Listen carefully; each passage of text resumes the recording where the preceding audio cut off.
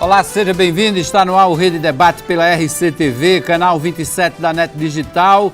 Hoje aqui nos estúdios com os nossos correspondentes em Campina Grande e em Brasília. Vamos trazer todos os detalhes das manifestações deste domingo, 13 de março, um dia depois das manifestações. Qual a repercussão em Brasília? A repercussão em Campina Grande, segundo maior colégio eleitoral do estado. E, claro, aqui em João Pessoa. O que é que a gente pode esperar da sexta-feira, dia 18, onde o PT e partidos aliados da presidente Dilma e do ex-presidente Lula prometem contra-atacar com uma grande manifestação já marcada para as 2 horas da tarde em frente ao Liceu Paraibano, aqui no centro de João Pessoa. Segundo o presidente do Partido dos Trabalhadores, a convocação envolve todas as entidades sociais, sindicatos, segmentos ligados aos trabalhadores e a partidos políticos de esquerda. Vamos comentar tudo isso aqui no Rede Debate, trazer muita informação, muita análise para você. Tem também a política local, as articulações das pré-candidaturas, CPIs na Câmara Municipal de João Pessoa. Tudo isso a gente vai debater hoje aqui no Rede Debate. Comigo vão estar a jornalista Lena Guimarães, que já está aqui nos estúdios, titular absoluta da bancada do Rede Debate. Hoje aqui o nosso convidado especial é o professor Lúcio Flávio, cientista político, que está aqui já do estúdio para a gente também conversar sobre todos esses temas. Daqui a pouquinho o Zé Vieira também estará por aqui. O Wellington Farias hoje levou falta, não bateu o ponto, levou falta, não veio. A gente vai falar também da ausência de Wellington Farias aqui, falar das apostas que nós fizemos aqui no último Rede Debate, o que é que iria bombar durante esta semana. Quem apostou em delação premiada e quem apostou em manifestação nas ruas, a explosão das manifestações nas ruas, esses acertaram com certeza. Deixa eu dar uma boa noite aqui, eu costumo sempre dar uma boa noite a Lena Guimarães, que é a nossa dama aqui na mesa, mas hoje eu vou, aqui pela ordem, vou dar uma boa noite aqui ao nosso convidado especial, o professor Lúcio Flávio, está aqui nos estúdios da RCTV. Boa noite, professor. Boa noite, Hermes. Boa noite, Lena. É uma honra, um prazer estar aqui com vocês. Bom, professor, aí temos todas essas manifestações que são consideradas por todos os veículos de comunicação, todas as lideranças políticas como manifestações históricas, né? A gente vai conversar sobre isso aqui, muito sobre essas manifestações. Lena Guimarães, boa noite. Boa noite, Hermes. Realmente ontem foi um dia histórico e inesquecível, né? Você vê o povo na rua pacificamente, né, ordeiramente, reivindicando seus direitos, se pronunciando em relação a um governo e da forma como foi feita é realmente impressionante, sabe? A nossa democracia foi um teste, tem sido um teste, né? Porque desde 2013 nós temos manifestações no país, né? Em junho de 2013 nós tivemos uma série de manifestações, né, que começaram como um movimento contra os aumentos das tarifas do transporte público e terminaram, né, com uma manifestação histórica também, muito grande, mas que foi superada pela de domingo, pela de ontem, né, com a pauta mais estendida, que incluía já a corrupção, né, o combate à corrupção, o apoio, né, à Lava Jato que estava iniciando, né. Em 2015 nós tivemos 4 grandes manifestações, né, e o impressionante, professor, é que não tem uma liderança forte, porque nas diretas já, quem ia para a rua ia para ouvir Ulisses Guimarães, para ouvir Tancredo Neves, para ouvir Lula, Brizola. Eram grandes lideranças com muita credibilidade, que tinham uma história em defesa da democracia, né, que estavam, né, lutando contra uma ditadura militar, né, e que eram símbolos, né? O Ulisses Guimarães era chamado senhor direta, né, o homem que brigava pela volta das diretas, né? Tancredo Neves era tido como uma pessoa que tinha tal conceito tão forte que avalizava tudo aquilo, né? Lula estava lá como representante, como uma força emergente, a classe trabalhadora organizada, era líder sindical, era o movimento que se destacava em São Paulo, né? E em 2016, não. Em 2016, a gente sabe nem dizer quem são os nomes dos meninos que não são políticos, né, que estão convocando os movimentos e a população dizendo não. Não, político não. Tem que continuar sendo a manifestação da sociedade contra tudo que está aí, não a favor de ninguém. Né? A gente viu rejeição a políticos na Paraíba e em São Paulo. A gente viu rejeição de político no Rio e em outros estados. O movimento continua, né, com a característica que tinha quando começou em 2013. Né? Um movimento apartidário, né? Aliás, partidário, mas um partido diferente, não um partido político, o Partido do Brasil. Né? Isso é muito bom. Pois é. Professor, Lena citou essa característica aí, né? Aqui em João Pessoa teve uma situação em que o deputado federal Efraim Filho estava lá presente e a pessoa que estava com o microfone, o manifestante, perguntou aos que estavam lá protestando se permitiriam que o deputado fizesse um discurso, uma fala. E houve uma vaia grande de todos que estavam presentes, ou a grande maioria. Então o Efraim mesmo nem falou.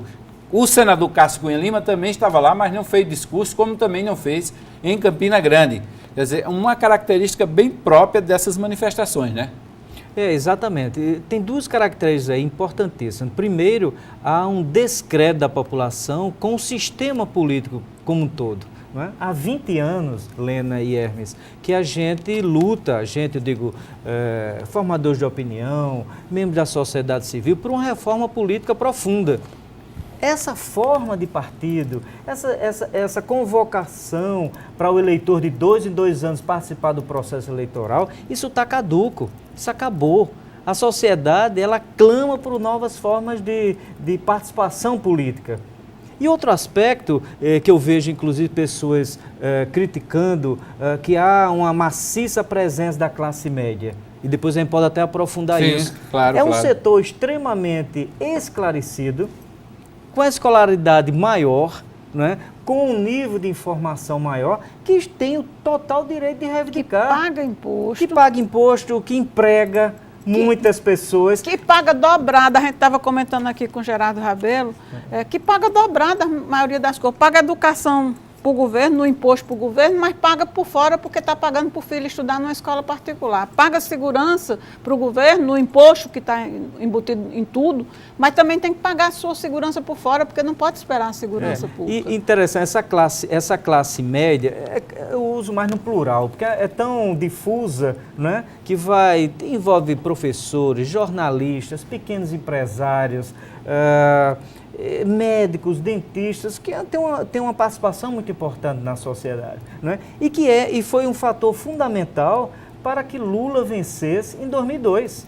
As diversas vezes que Lula foi candidato em 89, em 94, em 98, e nessas vezes perdeu, ele só passou a ganhar prestígio dentro da sociedade quando ele trouxe o José Alencar para ser o vice, um grande empresário, colocou um terno, uma gravata, né? O Duda Mendonça era o marqueteiro principal, disse, olha, vamos fazer Lulinha Paz e Amor, vamos Lulinha agora se aproximar da classe média.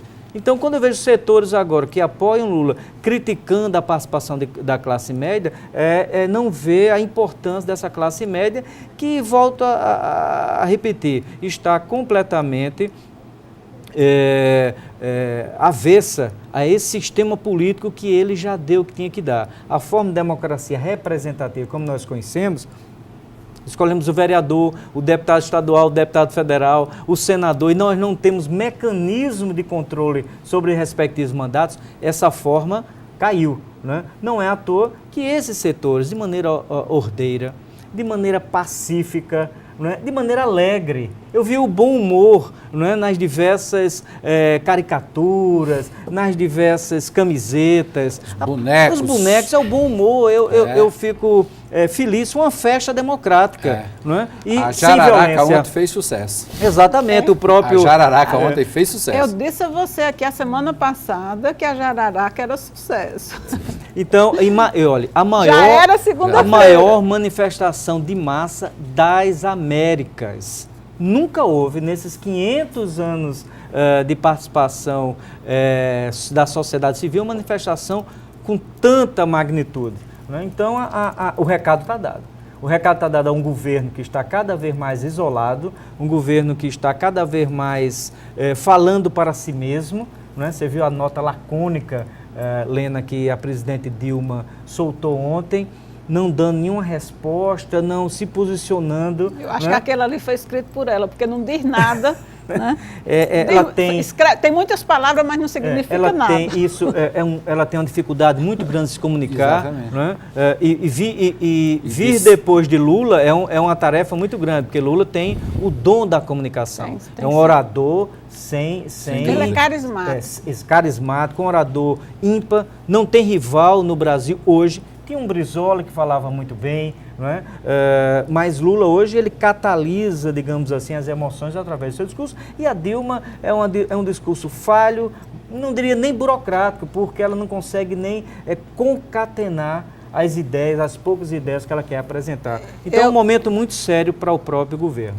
Eu disse no artigo, na coluna de sábado, no dia seguinte da prisão, da detenção de Lula, né, da condução coercitiva de Lula, e daquele discurso horrível que ele fez no diretório do PT e depois também à noite no Sindicato dos Bancários, só pode ser justificado, à tarde, tinha que ser ele estava sob muita emoção, ele podia se justificar, mas à noite ele repetiu que tinha sido um grande erro estratégico a forma como ele conduziu aquilo. Porque Lula, como foi que Lula fez sucesso? Fazendo piada dessas coisas, minimizando, rindo, se colocando, de que Lula podia ter saído dali e disse, me perguntaram sobre o pedalinho.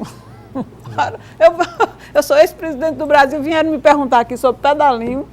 Né? O grande lance... Eu vim com o maior prazer, que é isso, é normal, vamos embora. Agora, acabou, estava sepultada a crise. Mas o que eu vi, eu acompanhei e olhei o discurso dele, um discurso forte, violento, para a militância. É o Lula de 89, é o Lula do movimento sindical, é o Lula que precisava catalisar aquele grupo. Mas se agradou a militância, desagradou o resto do Brasil. Exatamente, a militância do PT estava sem um referencial. Dilma não lidera o PT. O principal crítico do governo Dilma é o PT. É o PT. Tem uma fundação Perseu Abramo, que é ligada ao PT, saiu um documento subscrito por centenas de intelectuais, de profissionais liberais, de militantes do PT, fazendo críticas fortes, contundentes ao governo. O principal crítico do governo é o próprio PT. A grande reforma que a gestão Dilma pretende e sonha é a reforma da Previdência, e o PT é totalmente contra. Exatamente. Né? Já se posicionou totalmente contra. Aliás, quer derrubar o segundo ministro da Fazenda, né? Exatamente. Ela já arquivou. Já derrubou o Levi, né?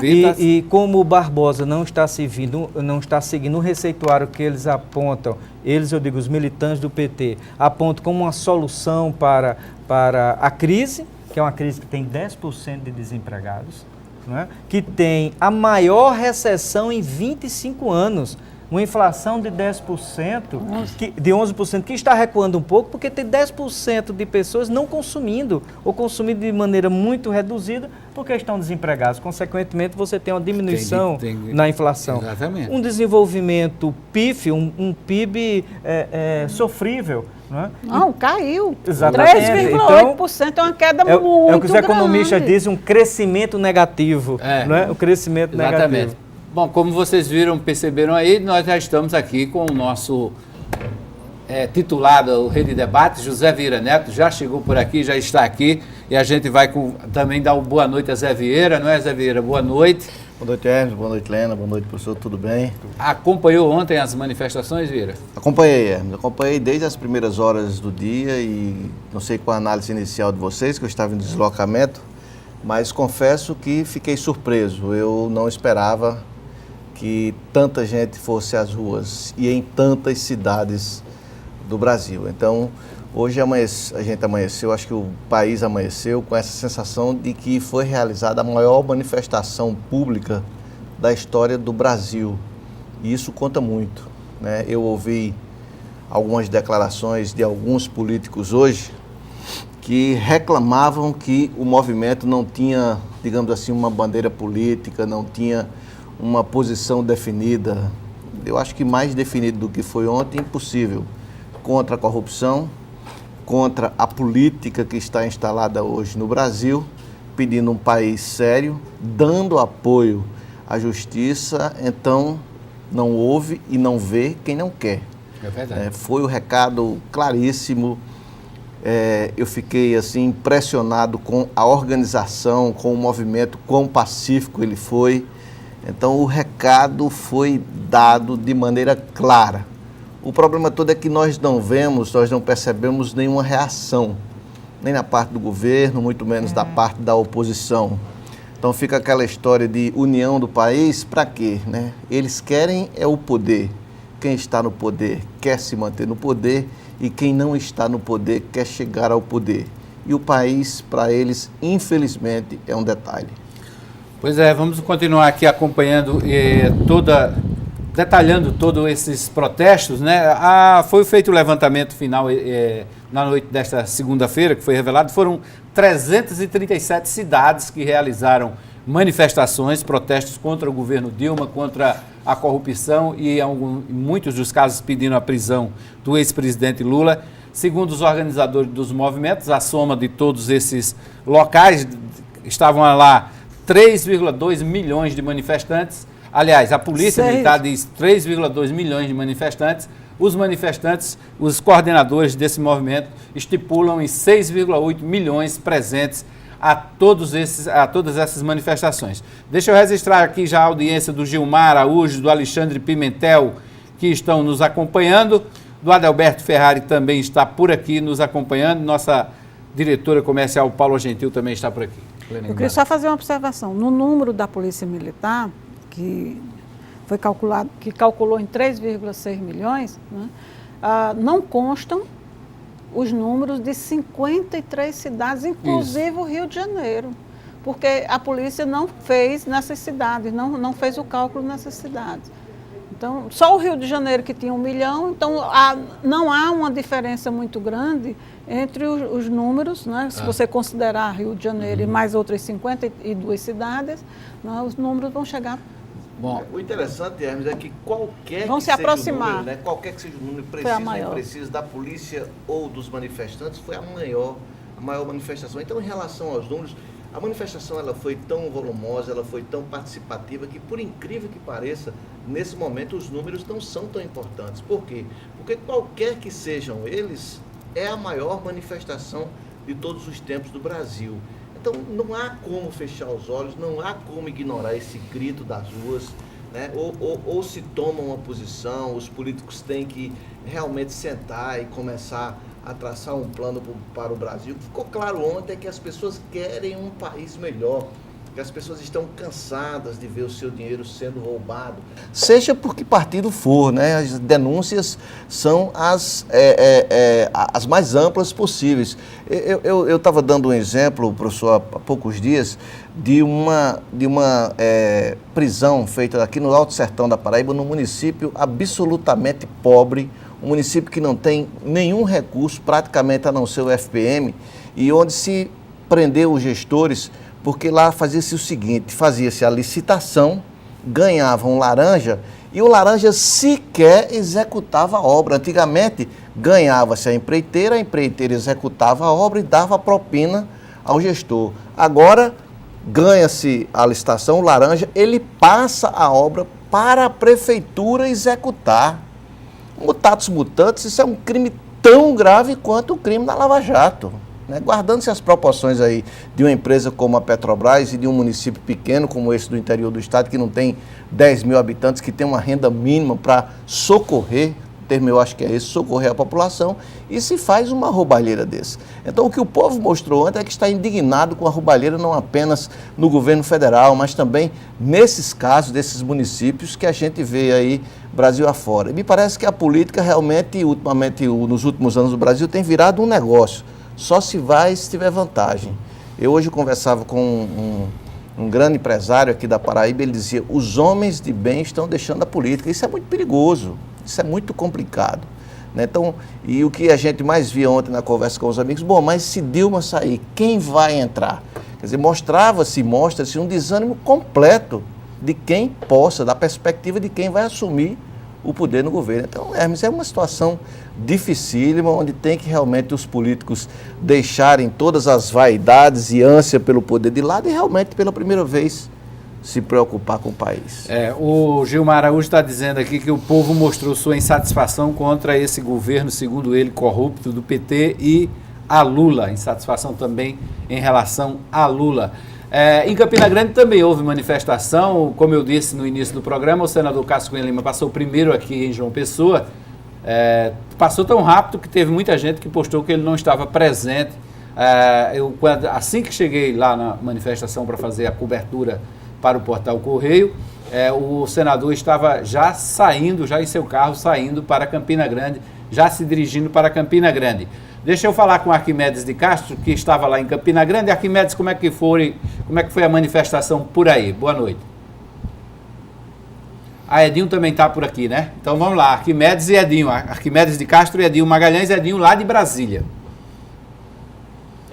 Boa noite. Boa noite, Arquimedes. Boa noite, Hermes. Edinho, aí em Brasília, como é que... Boa noite, qual a Hermes, repercussão? Boa noite. Amigas. Boa noite.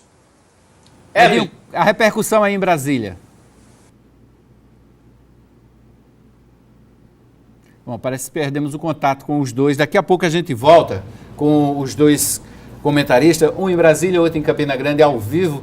Agora o PT marcou manifestação para o dia 18, né? O revide, o contra-ataque. Será que eles conseguem anular o efeito dessa manifestação de domingo? Porque uma coisa é você realizar manifestações locais, né, sem convocação da juventude, os partidos políticos estavam por lá, mas não se mobilizaram para levar esse povo para a rua, e o PT está prometendo trazer muita gente aqui para João Pessoa, né? Os aliados de Dilma estão prometendo trazer muita gente aqui para João Pessoa. Anula, professor, esse efeito? O 18, não é à toa, foi marcado para uma sexta-feira, não é? A manifestação. Por quê? Porque tem toda uma logística por trás do incentivo a essas pessoas comparecerem. De fato, nós teremos manifestação, isso é salutar, é bom para o Brasil, né? Inclusive para a população perceber as pessoas que estão contra o governo e que estão a favor do governo. Eu acho que democracia, Hermes e colegas de banca, democracia é conflito salutar, de ideias, de mobilização. Eu tenho certeza que ocorrerá. Agora, na dimensão, na espontaneidade, na força, né, é praticamente impossível rivalizar, né? Agora, é necessário para o PT em geral e para o governo Dilma, cada vez mais fragilizado em particular, e principalmente para Lula. Lula, no depoimento à Polícia Federal, que foi revelado hoje, eu vi trechos desse depoimento, que ele prestou na sexta-feira, eu vi trechos que é de um comício. Ele disse que é candidato a presidente em 2018, que ele estava velhinho, queria repousar, mas não deixam, e que estavam querendo a ação das investigações da Polícia Federal são para que ele não se candidate. Então, Lula politiza o debate. Ele sai do campo jurídico e técnico, não explicou todas as ligações dele com empresários, inclusive empresários que estão presos nesse momento, não é? Nesse momento nós estamos falando dos empresários, estão alguns até condenados pelo juiz Sérgio Moro, e ele precisa politizar. Qual é a politização? Dizer que é um perseguido, que existe interesses de elites contra a possível candidatura dele. Então, consequentemente, nós teremos uma mobilização aí de setores como a UNE, a CUT, PT, partidos do PCdoB, aqueles que dão apoio de sustentação a Dilma, um apoio às vezes muito crítico, né, como o PT faz com a própria Dilma, mas já no pleito de 2018. E aqui na Paraíba, em particular, nós temos o apoio do governador, que é um governador de Cássio Coutinho, que é um dos defensores mais enfáticos no Brasil do ex-presidente Lula e da presidente Dilma. Então, nós teremos essa manifestação, é boa que ela aconteça, é importante, espero que seja da mesma forma pacífica, ordeira, democrática, criativa, alegre, como foi essa do dia 13, e assintomático é a grande manifestação. E eu arrisco a dizer, a maior manifestação que o mundo já viu. Você juntar 3 milhões ou 6 milhões Verdade, professor. no único dia, eu não conheço registro na história que se tenha feito uma mobilização um único dia, você colocar entre 3 a 6 milhões. Entrou nos anais da história. Entrou nos anais da história. Não conheço nem os Estados Unidos, nem na Argentina, México, países que têm uma tradição, França, que tem uma tradição de mobilização. Não conheço. É a maior, pelo menos até que me apresentou outro, maior manifestação que a humanidade já viu num único dia. De 3 a 6 milhões é significativo. E com um detalhe, viu, professor? É absolutamente pacífica. Né? Isso é um dado assim, interessantíssimo. Sem se soltar, como a gente diz lá no interior, sem se soltar um traque. Né? Um registro aqui, um ou outro, totalmente perdido. E eu acho que o que pode acontecer nessa manifestação do PT pode ser um tiro no pé também, né? Tem que ter cuidado. Se essa manifestação espontânea, né, que não teve absolutamente nenhum confronto, se essa do PT tiver, qual será a posição do governo? O governo pode realmente ter um grande problema para administrar. O governo está sem nenhum problema, ele vai criar um, né? Governo sem problema, né? Exato. Eu até, se me permite, eu diria que muito mais essa manifestação dessa sexta-feira é muito menos apoio a Dilma e muito mais campanha para Lula. O governo Dilma está completamente encalacrado, como se diz, e os principais algozes do governo Lula são os petistas, que são aqueles mais contundentes na sua política econômica. Você veja, professor, o governo Dilma, no primeiro governo, quando estava próximo das eleições, Dilma começou a fazer faxina ética. Ela baixou a conta de luz em 20% e ela baixou o preço da gasolina, tudo para enganar o cidadão, né, com objetivo eleitoral. Mas fez propaganda mesmo em cima da faxina ética. Era mulher honesta. Né? Como é que a mulher que fez a faxina ética está dando agora um cargo a Lula para ele fugir da justiça? Qual é a coerência que tem no PT aí? Sabe? Como é que o senhor vê? Qual será a repercussão? Né? Como o cidadão comum vai entender que o compromisso... Dilma não está perdendo mais uma característica, uma proteção que ela tinha, né, nessa avalanche aí da Lava Jato. Pois é, o professor... Está caindo o último muro de proteção. O professor Lúcio Flávio responde, a gente comenta isso. Lembrando que nós estamos com a enquete no ar aqui, já está bastante movimentada a enquete. E a RCTV, o perfil da RCTV no Twitter, @RCTV_canal 27. Você vai lá, está fixado no perfil do Twitter. Logo que você entrar no Twitter da RCTV, qual é a saída da crise? As opções: Dilma renuncia, impeachment já, semiparlamentarismo ou Dilma fica. São essas as opções para você votar lá. Quer saber o resultado parcial dessa enquete? Vou dizer aqui. Dilma renuncia 41%, fica Dilma 41%, impeachment já 18%. Até agora ninguém votou em semiparlamentarismo, que é uma ideia apresentada aí pelo PMDBistas. Disse que, inclusive, a presidente admitiu a possibilidade de avaliar essa situação diante da crise política instalada lá em Brasília. A gente vai comentar sobre tudo isso. Aproveita aí que vamos ao intervalo e a gente volta já já. Você vai no perfil do Twitter da RCTV e dá o seu voto. Daqui a pouco a gente traz o resultado final da enquete, ok? Vamos ao intervalo, a gente volta em seguida.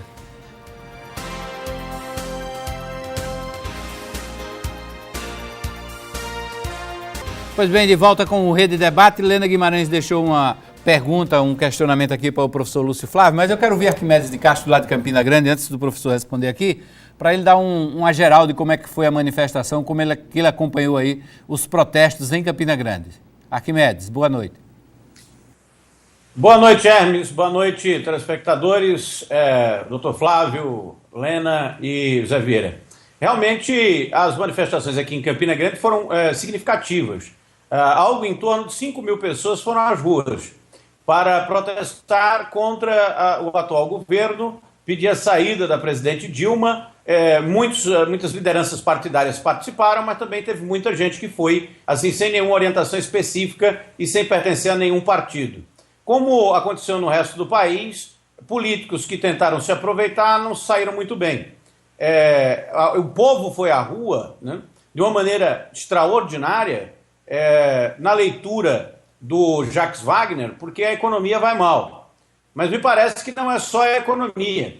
Há também gravíssimos problemas políticos e uma crise ética enorme, extraordinária. Hoje tivemos assim, manchete a dar com pau.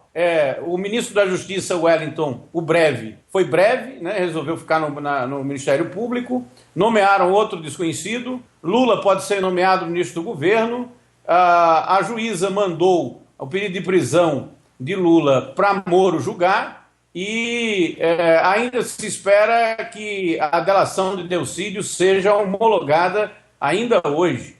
E tem um monte de coisa acontecendo. Agora, na minha opinião, o Brasil está passando por um momento extraordinário. Não é ruim, não. É bom. É bom porque finalmente começou o brasileiro a discutir política fora do processo eleitoral, longe do processo eleitoral. O brasileiro começou a discutir política de uma maneira bastante séria. É lógico que há uma polarização, né? E toda polarização, o doutor Flávio sabe disso, PT e PSDB acabam se parecendo muito, né? Na ótica do eleitor comum, os dois partidos que polarizam o debate terminam sendo assim, muito assemelhados. E o que nós vivemos atualmente é uma crise ética sem precedentes, com a letargia do Congresso Nacional e do Palácio do Planalto. Quem tem protagonizado o noticiário é o Poder Judiciário, que nas próximas horas, nos próximos dias, está fazendo aí a sua parte. Agora, para a sua enquete, e aí eu deixo também a minha opinião para os participantes da mesa, a Dilma renuncia, viu? Ela não vai aguentar a pressão e não vai suportar todo o processo de impeachment. Muito provavelmente ela vai pedir para sair, porque está escrito na cara dela que ela não aguenta mais tanta pressão, apesar dela negar isso peremptoriamente. No jornalismo a gente sempre diz que quando um político nega alguma coisa sem ser perguntado, é porque é exatamente isso que ele vai fazer. Ok, Arquimedes, pronto, daqui a pouco a gente fala também sobre essas situações, tem muita coisa realmente para a gente falar, para a gente comentar aqui, a delação de Delcídio, né? Tudo isso tudo isso resultante dessas manifestações, o que é que a gente pode esperar. A Dilma está nomeando aliado de Janot e membro do MP para o Ministério da Justiça, né? Esse novo ministro da Justiça é um aliado do Procurador-Geral, né? Rodrigo Janot. Professor, Lena deixou a colocação, né, no bloco passado. Vamos aí, Elcio. Isso. Só relembrando, Lena indagou uma coisa extremamente importante. O fato de Lula assumir um ministério e, de fato, se ele assumir o ministério, Lena, ele vai ser o presidente. Ele vai ser o articulador. Dilma, ela desaparece completamente. Por quê? Porque nos últimos 6 anos, todas as crises, ela corria para se aconselhar de Lula. Todos os petistas e aliados do PMDB mais próximo do governo, Renan Calheiros, o Romero Jucá, todos corriam para conversar com Lula. Quem administrava as crises era Lula. Se ela o colocar dentro do governo, ela faz uma blindagem sobre ele, é a bala de prata. Agora, será que ela vai poder demitir esse ministro posteriormente? Não. Mas isso é o mínimo. final. Eu acho que ela perde o discurso, o restinho, porque ela sempre diz, eu sou a pessoa mais honesta do mundo. Eu sou isso, eu sou aquilo. Quer dizer, se ela não tivesse medo de chegar até ela também, porque chegando a Lula, chega ela, Lula caindo, ela cai mais rápido ainda. Isso.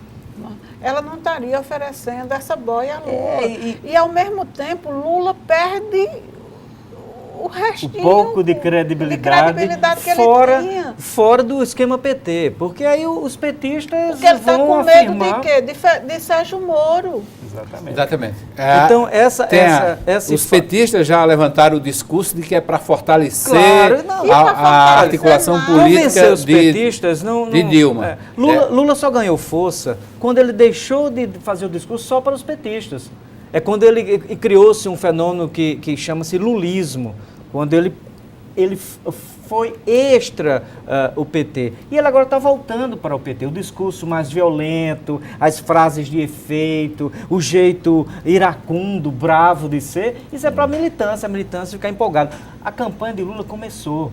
Ele sabe fazer comício e ele está fazendo comício. Agora, o fato que eu acho mais emblemático, que os historiadores daqui para frente vão analisar, antes dessa manifestação do dia 13, e é sintomático que o número do PT é 13, né? A manifestação do dia 13 de março vai entrar na história para as próximas gerações, é o fato dela ter tirado um ministro da Justiça,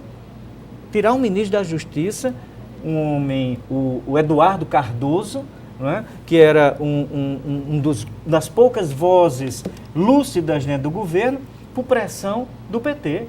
Veja bem que nós chegamos a uma presidente tira um ministro da Justiça que era uma pessoa que a influenciava positivamente, porque os petistas estão pedindo a cabeça dele, porque ele não controla a Polícia Federal. Nomeia o breve, eu achei muito interessante. Não gravei nem o nome do ministro da Justiça, que passou tão pouco tempo. Eu gravei o primeiro nome dele, porque é o nosso colega. O Wellington César. Da Silva. O Wellington, o breve, porque era vinculado a Jacques Wagner da Casa Civil. Isso é um escárnio público. Você tirar um ministro da Justiça, porque o seu partido, o partido PT, disse que ela não controla a Polícia Federal, que a Polícia Federal está agindo, isso aí é o símbolo. Muita gente, inclusive, foi no domingo, em virtude desse acúmulo de erros e um jogar de toalha dessa para o próprio partido. Lula indo para o ministério, eu acho que o caminho para isso, ele vai controlar o governo e Dilma vai se apagar completamente diante desse controle exacerbado. Ela está contando já com isso?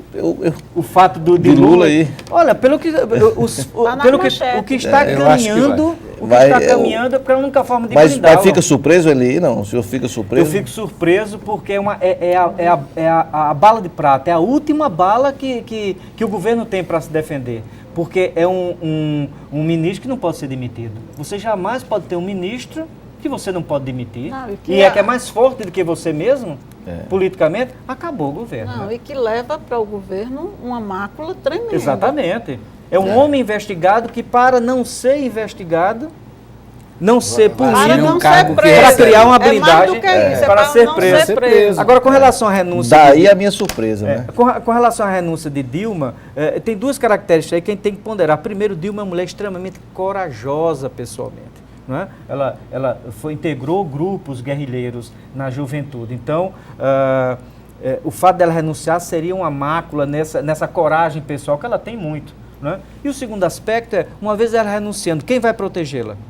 Porque ela está envolvida na questão da Petrobras. Ela era presidente do conselho da Petrobras. Que ela perderia o foro também, né? Ela perde o foro privilegiado e os petistas não a consideram como uma pessoa do PT. Ela entrou no PT em 2001.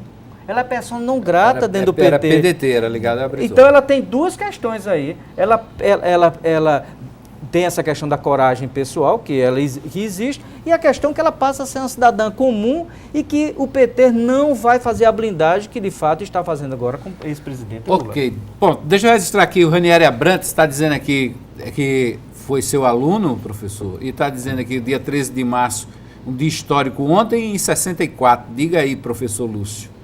Dia 13 de março de 64 também? Olha, a gente está se aproximando aí do dia 31. Eu confesso que não lembro especificamente do dia 13 de março. Agora, mais de que a gente sempre vê comparações com o 64, o clima de 64, né? Mas eu vejo muito mais com o clima de 54.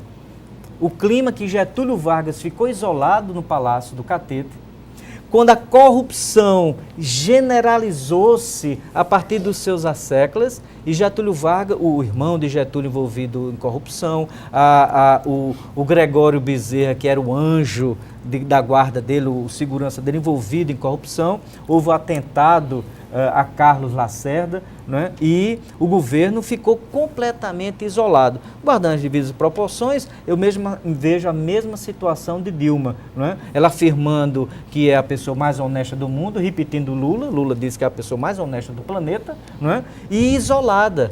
Foi muito sintomático. Naquela entrevista que ela deu na última sexta-feira, eu vi a entrevista dando 14 minutos, uma mulher fragilizada, sem argumentos, e a base de apoio dela só estava o ministro Aloysio Mercadante. Exatamente. Por trás. Aquilo é muito simbólico. Ela é frágil em falar, titubeante, o nome renúncia, a palavra renúncia vindo na cabeça dela, no consciente e no inconsciente, constantemente. Ela está isolada. Ela está no governo, mas não tem mais o poder. Deixa eu só lhe dar aqui alguns argumentos, professor, que fortalecem isso. Você veja, antes da manifestação, sexta-feira, o movimento Vem Pra Rua está mantendo na internet o mapa do impeachment. Então, eles colocaram pessoas dentro do Congresso Nacional. Quando os parlamentares vão entrando, eles perguntam o voto do parlamentar em relação ao impeachment. Qual a sua posição em relação ao impeachment? E também as representações do movimento nos estados estão acompanhando de perto o posicionamento desses políticos. Então, antes da manifestação, se a gente dissesse, não foi depois, não, antes. E a manifestação, vamos repetir o que Ulisses dizia. Político, a única coisa que mete medo em político é o povo na rua. Né? Então, na sexta-feira, o placar era o seguinte, no Senado Federal, 26 a favor e 26 contra. Um empate aí. 29, placarzinho. E 29 que se dizem indecisos. Quem é a favor se diz indeciso? Vamos à Câmara. 170 a favor do impeachment e 128 contra. Só que Dilma precisa, para impedir o processo de impeachment, de 172 votos, faltam 44. Aí tem 214 indecisos. Agora você veja, isso antes. E vamos ver assim, quem é indeciso e como é os votos. Vamos levar em consideração a situação da Paraíba.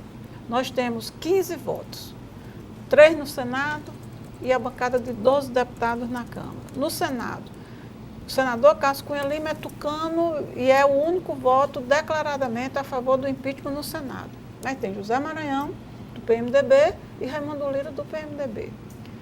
Se eu olhar para trás, a eleição de 2010, eu não vou achar que o senador José Maranhão é eleitor de Dilma, que vai agora salvar a Dilma. Porque em 2010, quando ele era candidato a governador da Paraíba, ela fugiu dele como o diabo foge da cruz para não gravar para ele, para não fazer uma declaração pública de apoio a ele. Certo? Por quê? Porque ela também queria contar com o apoio de Ricardo Coutinho, então não podia escolher um candidato. Embora PMDB e PT fossem aliados e o vice de Maranhão fosse do PT. Né? Então Maranhão não tem motivo para salvar Dilma agora, porque quando ele precisou, ela não fez. E quando ele deixou o governo, o que foi que ela ofereceu a ele? Nada. Quando ela procurou Maranhão, quando ele se elegeu senador. Agora vamos para Raimundo Lira. O senador Raimundo Lira não deve a eleição dele a ninguém, a não ser a Vital do Rego. Né? E no primeiro mandato dele, foi quando Fernando Collor foi empichado. E Lira era amigo e aliado de Fernando Collor. Mas no dia da votação, ele votou pelo impeachment de Collor. E eu perguntei a ele, por que o senhor votou? Ele disse, o povo, político tem que seguir o povo. É o meu eleitor. Eu vou votar contra o eleitor? Né? Votou constrangido, votou doído, mas votou. Então, vamos agora para a Câmara. Na Câmara, tem declaradamente a favor do impeachment só 3. Marconi Gadelha, que é do PSC, Benjamin Maranhão, do Solidariedade, e Efraim Moraes, do DEM. A favor de Dilma, contra o impeachment, tem Luiz Couto, é claro. Aguinaldo Ribeiro, que foi ministro dela e foi muito prestigiado por ela, né, prestigiadíssimo, né? Se dizia um amigo querido da presidente, esse é contra. O Wilson Filho, do PTB, o pai dele, o ex-senador Wilson Santiago, há poucos meses, não fazem 6 meses, ganhou uma diretoria do Banco do Brasil. Então, ele não pode votar contra, né? E Damião Feliciano, que é o esposo, é do PDT, esposo da vice-governadora Lígia Feliciano, a vice-governadora de Ricardo Coutinho, e Ricardo Coutinho é a favor de Dilma, né? É parceiro de Dilma. Se Dilma cair, sobe Cássio, e Cássio, né, e eles caem. Então, Ricardo é a favor de Dilma, o PDT também é a favor. Nos indecisos, tem Rômulo Gouveia, cujo presidente nacional do PSD é o ministro da cidade, um dos ministérios mais importantes do governo. O Hélito Roberto se diz indeciso. O Hélito Roberto é do time defensor de Eduardo Cunha, estava lá no Conselho de Ética, né, ajudando a defesa de Cunha. Manuel Júnior foi preterido por Dilma, foi indicado pela maioria da bancada do PMDB para o Ministério da Saúde e Dilma preteriu ele, vetou ele. Hugo Mota, Dilma botou o governo todinho para trabalhar a favor de Pisciano, para derrubar o Hugo Mota na disputa agora, no começo de fevereiro, né, para eleger Pisciano. O ministro se licenciou. Tudo, fez o cão, né? Deu mais um ministério, ofereceu mais um ministério, garantiu mais um ministério, tudo para eleger Pisciano. Pisciano tem 4 ministérios, pouca coisa não, para derrotar o paraibano Hugo Mota. E por fim, veneziano Vital do Rego. Ora, o irmão também foi preterido para ministro, passou 6 meses na lista, indicado pelas bancadas do Senado e da Câmara, esperando uma vaga no Ministério da Integração. 6 meses depois, Dilma disse não. Aí, não vai não. Aí depois ele foi para o TCU. Lá no TCU, quando as contas de Dilma foram colocadas em votação, ele votou contra Dilma. Aí veneziano não tem nenhum cargo importante no governo. Ele vai, e é, né, próximo de Michel Temer. Vai votar em Dilma, vai se expor para salvar Dilma.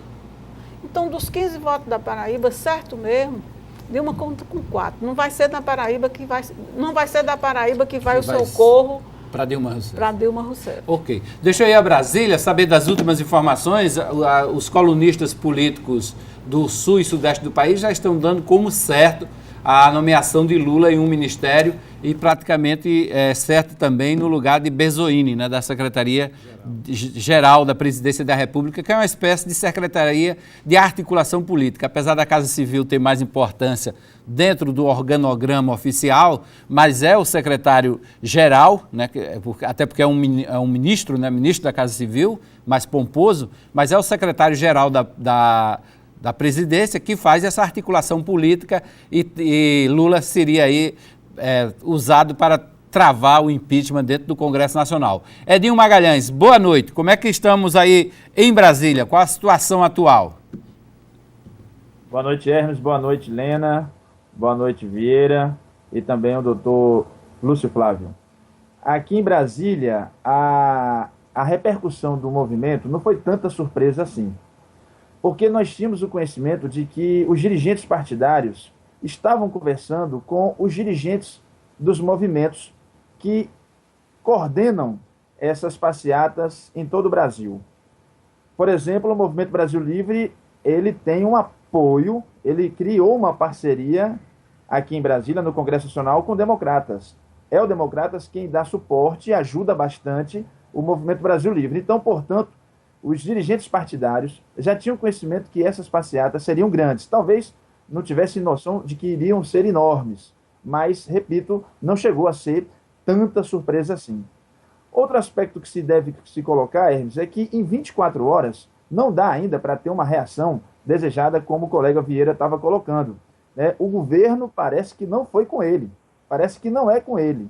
Está acostumado a ter, por exemplo, ao longo de 2015, 4 movimentos no ano, 1 a cada 3 meses. Então esse seria apenas mais um. Surpreendeu pelo tamanho. Essa surpresa foi recebida no Palácio do Planalto, como mais uma luz amarela passando para a luz vermelha. Os ministros Ricardo Bezoini e Jacques Wagner passaram o dia reunidos com a presidente Dilma, tanto no Palácio do Planalto como no Palácio do Alvorada, aqui em Brasília, fazendo essa arrumação das cadeiras nos ministérios. Com a decisão da juíza daqui de Brasília em transferir o processo contra o ex-presidente Lula para o juiz Sérgio Moro, aumentou-se as cotações de que o ex-presidente Lula possa, enfim, aceitar um convite para virar ministro de Estado. Essa confirmação está para sair a qualquer momento, talvez ainda hoje, mas, até porque o presidente Lula não está em Brasília, ele deverá chegar somente amanhã. Tudo dependeria de um telefonema e da disposição do Planalto em poder, oficialmente, divulgar essa notícia. Ele iria, sim, para o lugar do ministro Ricardo Bezoini, para poder criar uma nova ponte com o Congresso Nacional, onde acredita-se que, pelos méritos e pela influência própria que ele, Lula, tem, poderia barrar esse processo cada vez mais iminente e crescente contra a presidente Dilma, com o impeachment na Câmara dos Deputados. Aliás, sobre isso, o Supremo Tribunal Federal, decidindo sobre os recursos do presidente da Câmara sobre o rito do processo, no dia seguinte, ou quinta ou sexta-feira, a presidência da Câmara já vai criar a comissão do impeachment e deu 45 dias para que dali saia um parecer, Hermes, para ser votado e analisado pelo plenário da Câmara. O que a gente pode perceber é que o movimento das urnas vai recair sobre o peso da responsabilidade dos congressistas. Eles não querem se indispor com as massas. Basta o governo, que já está implicada com o judiciário, está fragilizado com o Congresso e agora o Planalto está de mal com as ruas. Por enquanto é isso, Hermes. Ok, Edinho, a gente volta a conversar com Edinho Magalhães daqui a pouquinho, mas esperando aí essas definições lá em Brasília. Tem essa coisa do ministro da Justiça assumindo um aliado do Janot, assumindo aí ao Ministério da Justiça, já confirmado, e também provavelmente, praticamente acertada, a ida de Lula para a Secretaria de Governo, a Secretaria da Presidência. E Edinho falou no rito do impeachment, né? E me parece que o Eduardo Cunha está mesmo disposto a colocar o impeachment já para funcionamento, a comissão, ainda esta semana. Pelo andar da carruagem, se ele conseguir, ele fará isso na quinta-feira, às vésperas da manifestação do PT. Isso pode dar gás à manifestação ou pode enfraquecer a manifestação do dia 18? Olha, em primeiro lugar, é aquilo que a gente estava analisando. A bala de prata parece que está no revólver de Dilma. A última bala, que é o Lula, e que, na verdade, ela vai dar um grande tiro no pé. Eu nunca vi, nesses 30 anos que acompanho a política no Brasil, você tem um ministro que é muito mais forte do que o presidente. Acabou o governo Dilma, né? Dilma, enquanto autoridade, não existe mais. Qual é o deputado, qual é o senador, qual é o ministro que vai se referir e vai se dirigir a ela? Vai se dirigir a Lula, do mesmo jeito que ela faz toda vez que tem uma crise. Basta ver o que ocorreu o sábado posterior à condução com esse tipo de Lula. Dilma pegou um avião, pegou um helicóptero, pegou um carro e foi para São Bernardo para se solidarizar com Lula. Então, a autoridade dela política deixa de existir e passa a ser única e exclusivamente uma ação de Lula. E isso vai dar um gás. Eu acredito que a manifestação, veja bem, vai ser uma manifestação de petistas e de cutistas. Esses estão imbuídos, estão movidos pelo desejo de ver Lula retornar em 2018. As críticas, quando o PT faz a política econômica de Dilma, é dizendo, olha, se fosse Lula seria diferente. Eles vão para a rua na sexta-feira, vão mais aguerridos se realmente se cristalizar essa nomeação, se concretizar essa nomeação de Lula, e eles vão com um espírito mais combativo ainda. Só agora Lula vai presidir de novo o país. Lula passará a presidir o país se ele assinar um ministério de articulação política dentro do governo. Né? Agora, tem uma figura aí que a gente não está dando a devida dimensão, porque pelo conjunto de informações, é o Sérgio Moro. Ele soltou um documento ontem, reconhecendo e agradecendo o apoio que ele teve nas diversas manifestações. é uma unanimidade agora como alguém com mais prestígio do que Joaquim Barbosa. Verdade. Joaquim Barbosa julgou e colocou na cadeia integrantes do Mensalão. Foi o precursor de Exatamente. tudo isso. O Sérgio Moro é aquele que está agindo, ele está colocando já empresários. Quem imaginaria, Hermes, e Lena e demais colegas da mesa, se me dissesse há 4 anos que um grande empresário como o dono da Odebrecht iria para a cadeia, eu diria, você está em Marte, você não está no planeta Terra nem no Brasil. E mais, ele passar tá lá. mais de 6 meses E ele preso, está lá, né? está preso. E outros empresários.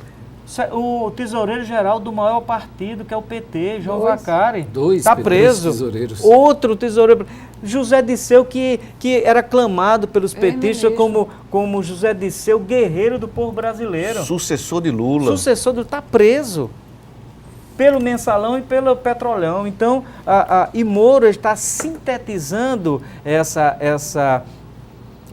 esse sentimento. Não estranharia se daqui nos próximos dias, dos 34 partidos que nós temos aí, uns 4 ou 5 partidos não estejam batendo a porta do Sérgio Moro e clamando para que ele assine a filiação para esse partido e disputar uma eleição em 2018. Se ele vai aceitar ou não, aí é outro porém. Eu não acredito. O perfil de Sérgio Moro é de magistrado mesmo. Ele está pedindo apoio à população, ele chegou a pedir o apoio da população na medida em que ele disse, se a população não apoiar essas medidas, não vai haver. Será que o cara não balança não? 6 milhões de pessoas na rua dizendo... Não acho que balance não. Olha, a mosca azul. Olha, Joaquim Barbosa não balançou. Não balançou. Mas Joaquim Barbosa não passou por essas manifestações. Não. Mas Joaquim Barbosa era unanimidade também na época. Nas né? redes sociais era unanimidade. E tem mais, chegou-se a se dizer que ele ia se aposentar, ele tinha um problema de saúde muito forte, né, um problema na coluna, e que ele ia se aposentar não, que era por conta disso não, que era porque ele ia ser candidato a presidente em 2014. E está aí ele, né? Mas eu diria que caso isso se concretize, o Moro muda todo o tabuleiro de xadrez para o próximo pleito. Caso se concretize, não acredito que seja para curto prazo. Mas está chegando aí o momento de passar para o próximo bloco, né, de chamar o intervalo. E eu gostaria de deixar aí uma questão para o professor Lúcio no próximo bloco.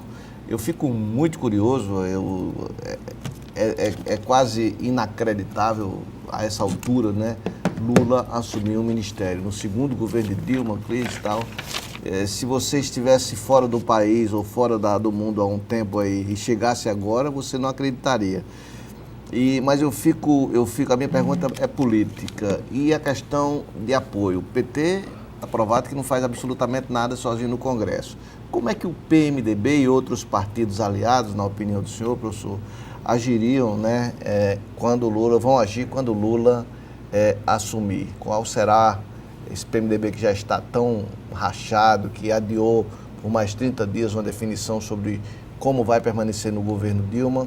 Qual será a reação dessa base quando o ex-presidente Lula assume o ministério? Bom, daqui a pouquinho o professor comenta também essa participação do Zé Vieira. Deixa eu mandar aqui o abraço para o Ricardo Crisanto, que está nos assistindo. O Ranieri Abrantes está lembrando que no dia 13 foi o comício gigante pró-João Goulart. Reformas de base. Isso. Foi o comício histórico pró-Goulart. Só que depois veio o golpe, né? Também o Gutenberg Carvalho está por aqui nos assistindo. A gente vai ao intervalo e a gente volta em seguida, rapidinho o intervalo. Dá tempo você votar ainda na enquete da RCTV. Nós perguntamos qual a saída para a crise. São 4 opções para você votar por lá. A primeira, Dilma renuncia. A segunda, impeachment já. O semiparlamentarismo a terceira. E fica Dilma a 4ª opção. Você escolhe lá e vota no Twitter da RCTV, @RCTV, canal 27. Daqui a pouquinho a gente volta para o terceiro bloco.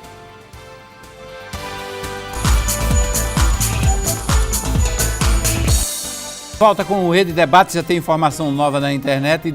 Dilma teria conversado com Lula e ele ficou de dar uma resposta entre terça e quarta-feira. A minha opinião é que ele adia para quarta-feira para ficar mais perto ainda das manifestações do dia 18. mas o ministro, quem saiu mesmo já foi o ministro da Justiça, Edinho Magalhães, que está lá em Brasília, traz mais informações, mais comentários a respeito dessa mudança no Ministério da Justiça. Não durou muito tempo, não é, Edinho? Pois é, Hermes, só durou 11 dias. Mas o detalhe dessa lambança do governo e estar nomeando um membro do Ministério Público sem poder, se arriscando a uma atrapalhada dessa, revelou que, na pressa, o governo não queria somente um ministro da Justiça. Queria um ministro da Justiça ligado à mão forte do Jacques Wagner, que é um homem de confiança do Lula no governo Dilma, né? Antes mesmo dele assumir, né? Que se o Lula virar ministro, ele vai ser o homem forte do governo. Mas até então era o Jacques Wagner, que indicou o Wellington Lima, que não podia assumir. Tudo leva a crer que era uma forma, em tese, do governo, lá do Palácio Planalto, de poder ter ou exercer algum tipo de controle sobre os órgãos públicos vinculados ao Ministério da Justiça. Estamos falando, claro, da Polícia Federal. Do contrário, teriam tempo para poder pensar no que estavam fazendo e ver que possivelmente corriam esse grande risco da nomeação ser suspensa e cancelada, como assim foi pelo Supremo Tribunal Federal. Agora vem a segunda parte. Nomearam o subprocurador-geral da República, como o paraibano Etel Santiago também o é. Ele pode, porque ele está, antes da Constituição de 88, no Ministério Público.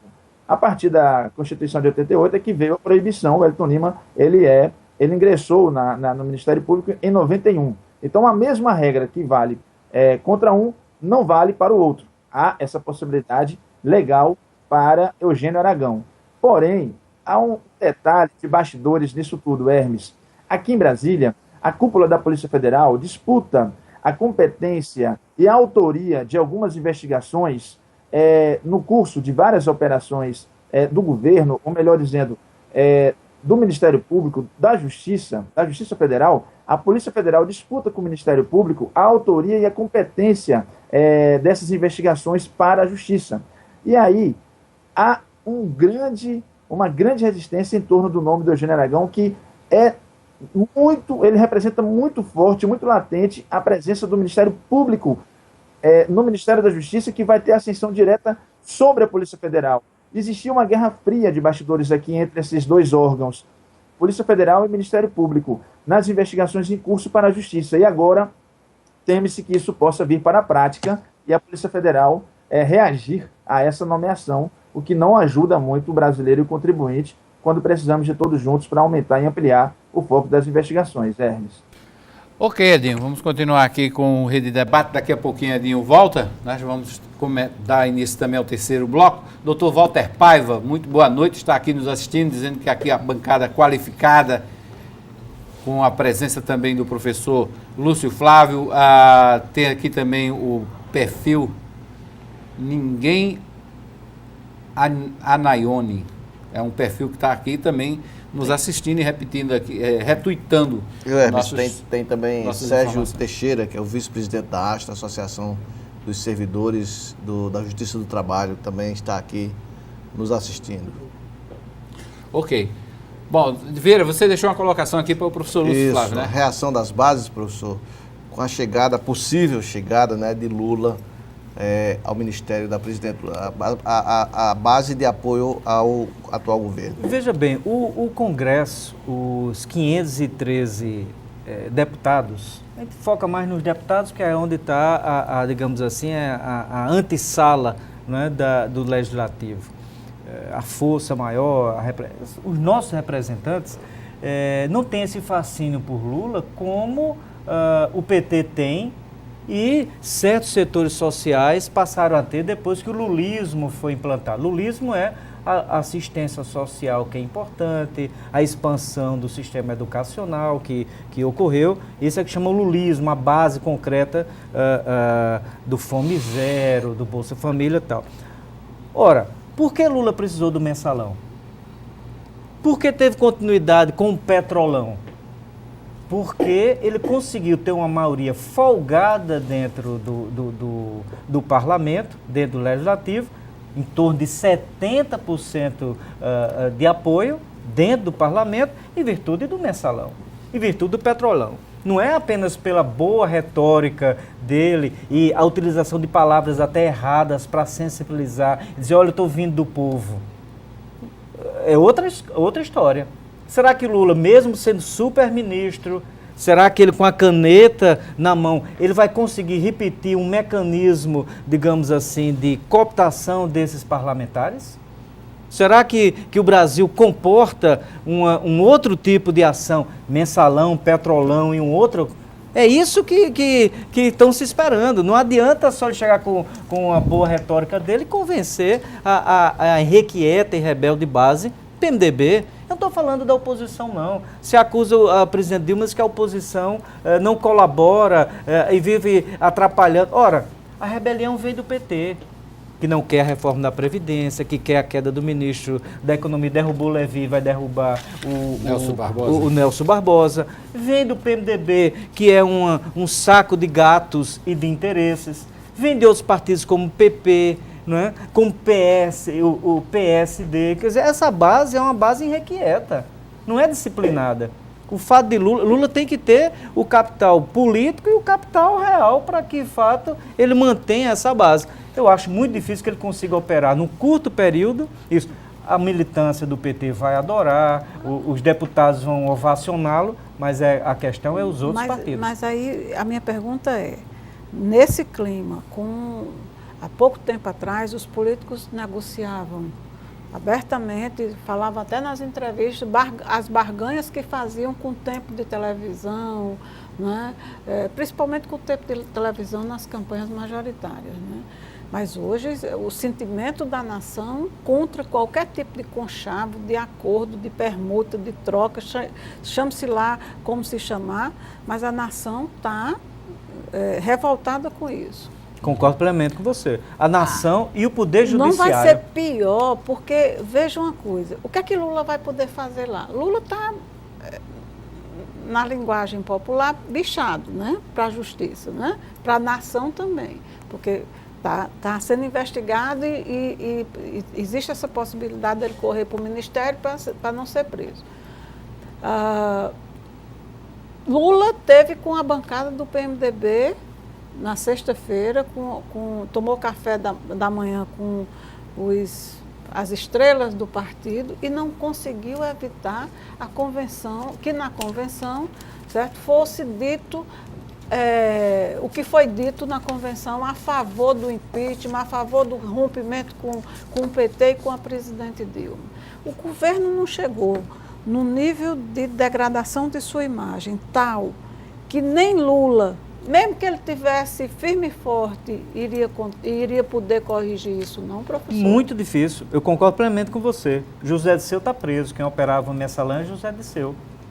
O João Vacari está preso, tesoureiro do PT. Os empresários das maiores empresas da América Latina. Não é coisa de fundo do quintal, não. A Odebrecht é uma multinacional. A OAS, esses empresários estão presos. O clube do bilhão. Estão presos. Todo preso. Os operadores, Lula viajava nos jatinhos desses grandes empresários. Eles estão confinados, eles estão presos. Os maiores marqueteiros, João Santana, está preso. Quer dizer, falta, o que sobra em retórica, falta em capital. Como é que ele vai operar? E além disso, concordo com você, a justiça e a sociedade estão de olho. Dificilmente ele conseguirá apaziguar a rebelião dos partidos, que está iniciando pelo maior partido da base. Eu acho que está todo mundo querendo se salvar. Ficar longe para não se contaminar. Se contaminar, é verdade. Porque, você veja uma coisa, tem uma delação que foi homologada hoje, que é do ex-presidente do PP, o ex-deputado Pedro Corrêa, em que ele estaria apontando, denunciando, né, como beneficiário das propinas, de um modo geral, 130 políticos. Tem algum paraibano, Lena, no meio? Não, a lista não saiu. Não saiu. O que saiu é que o que ele disse compromete definitivamente a presidente Dilma e o ex-presidente Lula. Né? Da mesma forma como a de Delcídio do Amaral, que ainda não foi homologada. Né? Eu acho até que o ministro ele deixou passar esse momento para poder não contribuir, não acirrar mais ainda, né? Verdade. Porque a de Delcídio, os fatos que foram divulgados são gravíssimos. É, Tem também e Delcídio a gente tem que repisar sempre. Delcídio é o líder do PT do Senado, era, né, o Isso. líder Do governo. do governo e é do PT. Exatamente. E Com livre tem- trânsito com a presidente. E temos a delação do Otávio Azevedo, ex-presidente da Andrade Gutierrez, que ele, a lista que ele, dos que ele acusou, dos que ele apontou como, dos que ele comprometeu como envolvidos com a propina da Petrobras, tem nada menos do que, diz aí a lista, Ricardo Bezoini, ministro da Casa Civil. Civil. Não, Não, secretário-geral da secretário-geral. Presidência Ah, o da República. secretário-geral. Edinho Silva, O ministro das Comunicações, e só para dizer os mais famosos, viu? Renan Calheiros, presidente do Senado Senado. Federal, Edson Lobão, Ministro. ministro, Romero Jucá, Ex-líder Senador. do governo. Dilma. Erenice Guerra, ex-ministro da Casa Ex-ministra. Civil, Antônio Palocci, ex-ministro da da Casa Fazenda. Civil, José e da Roberto Fazenda. Arruda, José Roberto Arruda. é o ex-governador do Ex-governador Distrito Federal. do Distrito Federal. Agnello Queiroz, também ex-governador Também. do Distrito Federal. Sérgio Cabral, ex-governador do Rio de Janeiro. Atual. Isso. Não, ex. Ah, Sérgio Agora é Cabral, Fernando. Pezão. É o Pezão, né? Tem Gilles Azevedo, que é assessor especial da É presidente assessora, Dilma. é a sombra de Dilma. É. E tinha conhecimento que o dinheiro que financiou a campanha de 2014 era proveniente do pagamento de propina do Petrolão e de outras obras públicas. Muita coisa. Ó, o Ricardo Crisanto manda aqui uma figura de um político e manda uma frase que ele disse em 88. No Brasil é assim, quando um pobre rouba, vai para a cadeia. Quando o rico rouba, vira ministro. Lula. Foi Luiz Inácio Lula da Silva, em Lula. 1988. A frase é dele. Uma frase profética. É. Não, o vídeo dessa frase está circulando no WhatsApp. O O vídeo. discurso dele, quando ele proferiu essa frase. Vejam só. E ainda tem Marcelo Odebrecht, né, que está sendo convencido, segundo constam aí as informações de bastidores, estaria sendo convencido a aceitar a delação premiada por outro empreiteiro que é o dono da OAS. Os dois fariam uma delação premiada conjunta, né? Aí ainda não se sabe, parece que não houve um entendimento entre os advogados se o juiz aceitaria delação conjunta, que seria uma novidade. Duas empreiteiras numa só delação. Só para a gente lembrar, a questão da delação premiada tem que se apresentar fatos novos. Então, aqueles que vão ficando por último têm que apresentar novos fatos para que seja levado em consideração. Né? E no mensalão não teve a delação premiada. Agora tem. É um mecanismo importante no sentido de você conseguir capilarizar completamente essa grande chaga. Às vezes as pessoas esquecem, a Petrobras é um patrimônio nacional, uma das maiores empresas do mundo e foi desviado 14,5 bilhões. 14,5 bilhões. Imagine quantos hospitais poderiam ser construídos com esse recurso, quantas escolas, quantas universidades. É isso que, às vezes, aqueles que defendem com mais ênfase o atual governo esquecem, não é? E fica naquela lógica de Maquiavel, os fins justificam os meios. Para ter um governo X é preciso fazer Y. Não, se pode fazer diferente, não é? Se pode fazer diferente. A gente não pode esquecer esses números. O senhor tem uma ideia, professor? Nessa delação, a Andrade Gutierrez se compromete a devolver 1 bilhão. Imagina quanto é que não foi o rombo, né? Se o cara devolve 1 bilhão. Exatamente. Imagina só quanto Agora, é que foi. quantos delatores? Já passa o quê? De 10? Mais de 15? 40. Mais de 40 já? O número é assustador para quem está no governo. A secretária da Odebrecht já fez delação. Estão perguntando aqui se o Hélito Faria entrou em deprê depois das manifestações de ontem. Olha, Uma provocação do Hélito Faria. Olha, tem coisas muito graves aí. Tem um trecho da delação de Delcídio que diz que Delcídio disse que avisou a Dilma de repasse da Odebrecht a João Santana, o marqueteiro da campanha de Dilma. Quer dizer, é um cerco se fechando mesmo. E tem coisas assim, um ex-ministro aqui diz, olha, ex-ministro de Dilma perdeu o cargo porque roubava só para ele, diz o delator. Quer dizer, E temos dois cenários uma loucura, aí, né? dois cenários. Um é a questão do impeachment da presidente específico, que é um julgamento político. Não é um julgamento meramente técnico, né? Por isso que ela precisa chegar nesse número aí dos 172, é um julgamento político. Mas existe outra coisa, o Superior Tribunal Eleitoral, ele tem, se até dezembro, né, caçar a chapa, tem uma nova eleição. Tem uma nova eleição.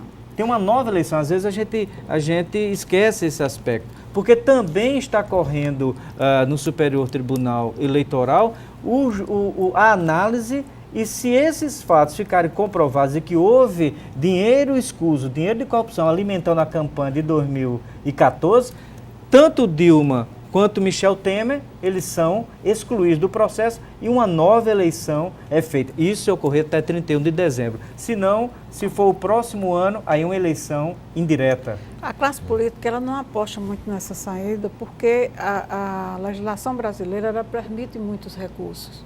Né? O tempo que o tribunal pode levar para uma decisão final pode ser no final do mandato. Exatamente. Então, por isso é que eles estão discutindo com mais afinco, a solução de uma nova eleição seria a solução ideal. Quer dizer, o poder na democracia, o poder é do povo, pelo povo e para o povo. Então, o povo que está tirando tem o direito de eleger o outro presidente. Só que a situação da economia brasileira está se agravando de tal forma, né, pela falta de confiança do governo e falta de reação do governo, que os políticos eles já admitem uma solução, uma outra solução que não seja ideal, como a discussão do impeachment ou do semi-parlamentarismo ou semi-presidencialismo, é uma mistura dos dois, né, como uma forma de dar ao país as condições para sair dessa crise, para superar essa crise. Né? Sair da crise política para enfrentar a crise econômica. Deixa eu mandar um abraço aqui para o Otávio, do IDEM, está dizendo aqui que Dilma vai virar uma espécie de rainha da Inglaterra, vai ficar só com um cargo, não vai mandar em mais nada. Né? Deixa eu voltar a Brasília e a Campina Grande, conversar aqui simultaneamente com Edinho Magalhães e com Arquimedes de Castro. Novamente, delações premiadas, Edinho, o forno aí está quente, né? Tem muita delação ainda no forno.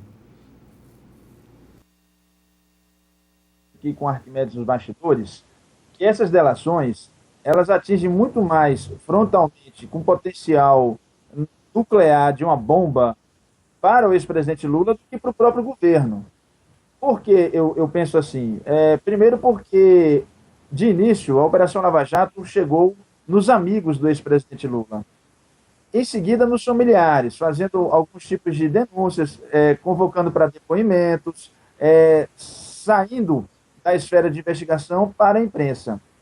Em segundo lugar, veio a condução coercitiva, tão polêmica, né? Se foi necessária ou não, mas que pegou o Brasil de surpresa. Era o que todos imaginavam, mas ninguém esperava que isso fosse acontecer tão cedo. Assim como o ato contínuo, o pedido de prisão do ex-presidente Lula pelo Ministério Público do Estado de São Paulo. Agora, hoje, a imprensa nacional, os sites estão vazando ou divulgando trechos ou o todo do seu depoimento nessa condução coercitiva na semana passada. E ali, você vê que o ex-presidente usa termos e algumas expressões de quem não se acha que tem que prestar esclarecimentos. Ele estava de saco cheio. A expressão que ele usou foi essa: eu estou de saco cheio de ter que falar, de ter que explicar, de estar aqui.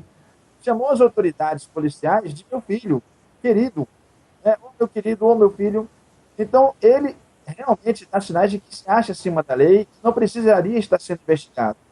E agora, por último, eu estava conversando com o Arquimedes, vem aí uma delação de uma figura que não é tão exponencial, que aliás já estava presa antes mesmo do início da Lava Jato, que é o ex-presidente do PP, ex-deputado federal por Pernambuco, Pedro Correia. Mas ele tem nas suas revelações algo bombástico, de que como ex-presidente do partido, ataca e atinge diretamente o ex-presidente Lula, dizendo que sabia sim das operações de Paulo Roberto Costa e Nestor Severó na Petrobras para o esquema do Petrolão. Isso deve vir à tona esta semana.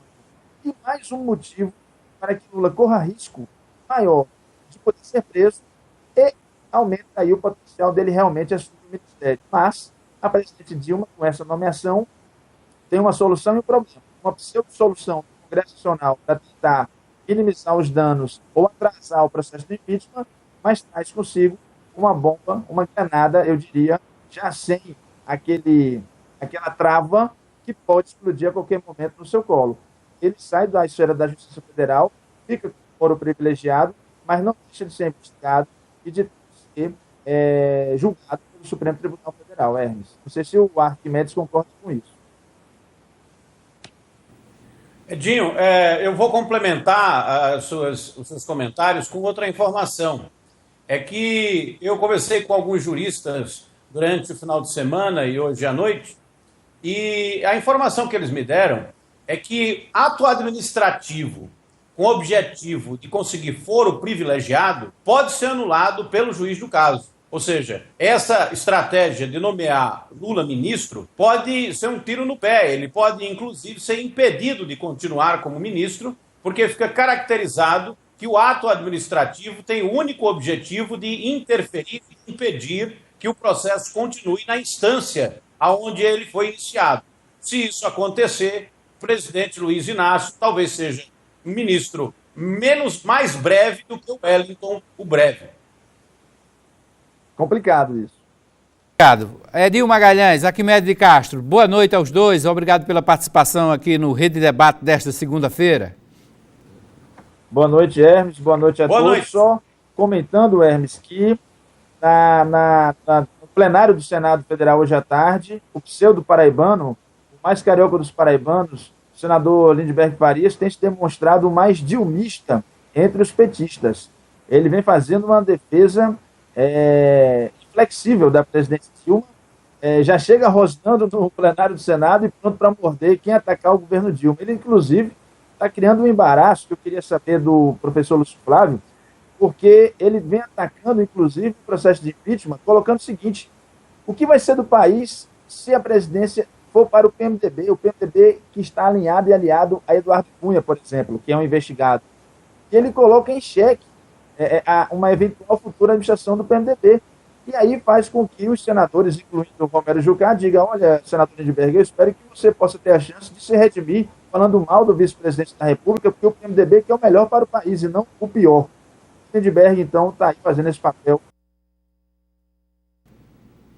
Ok, deu para entender aí. Boa noite, Edinho. Boa noite, Arquimedes, mais uma vez. Bom, tá aqui. Arquimedes falou nos leitores, né? Está no blog dos juristas, aliás. Está no blog do Josias de Souza, da Folha de São Paulo. Marco Aurélio, que é o ministro do STF, ironiza a busca pelo foro privilegiado. Aí botou assim: confio no nosso taco. É a palavra dele.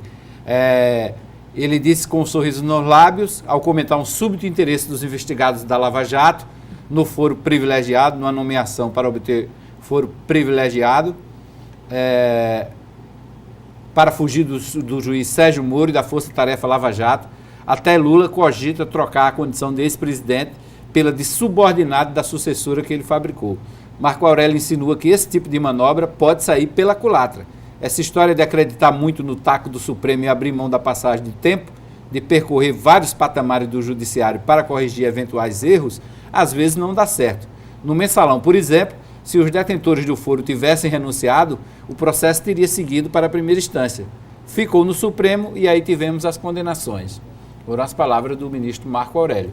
Diz que pode, inclusive, ser um julgamento mais rápido do que se espera no Supremo. E final, né? E final, né? Não tem mais, a instância final. Tem mais a quem apelar. Exatamente. Bom, nós vamos ao intervalo e voltamos em seguida com o quarto e último bloco do Rede Debate desta segunda-feira. Ainda temos muito o que falar por aqui. Você ainda tem tempo de participar da nossa enquete. Deixa eu ver se eu acesso aqui a enquete para a gente dar o resultado parcial. Você se animar e votar aqui com a gente. Está no Twitter, @RCTV, canal 27. Qual a saída para a crise? Dilma Rousseff renunciar? Impeachment? Semi-parlamentarismo? Ou deixar Dilma Rousseff no cargo? Você responde aí no Twitter, clica aí e responde. Daqui a pouco a gente dá o resultado final desta enquete de hoje. Vamos ao intervalo e a gente volta em seguida.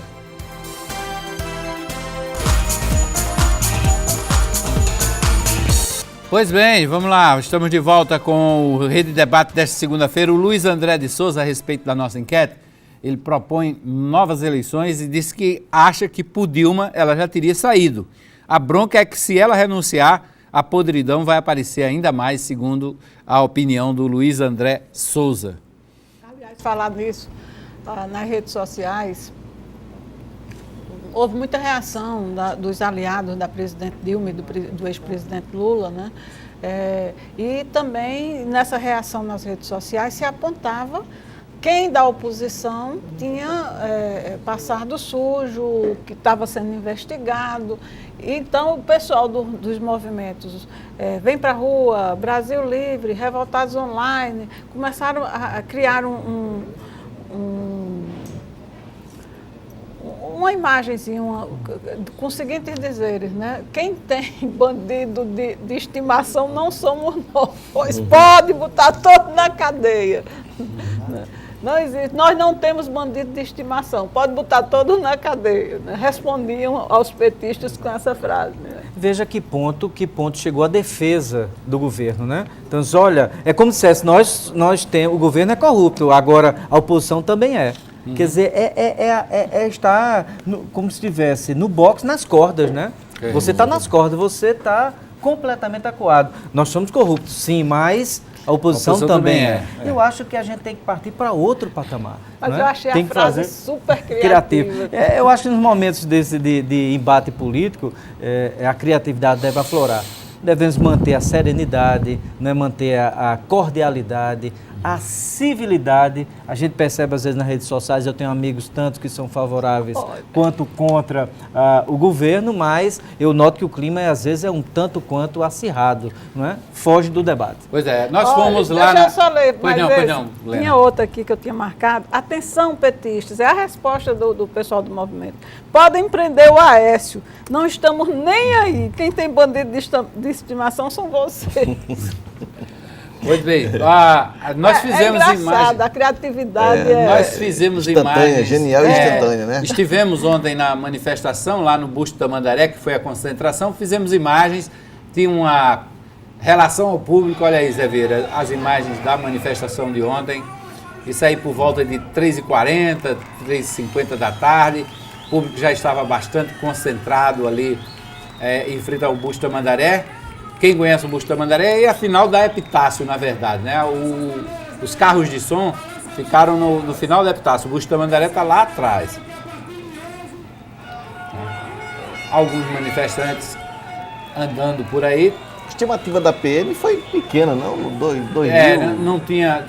2 mil certamente tinha muito mais. Eu não diria que tinha 15 mil pessoas como os manifestantes projetaram, mas tinha em torno de 6 mil, 7 mil pessoas, com certeza tinham, porque ele não estava só nessa rua. Na praia, nos dois sentidos, para o Cabo Branco e para o Tambaú, tinha bastante gente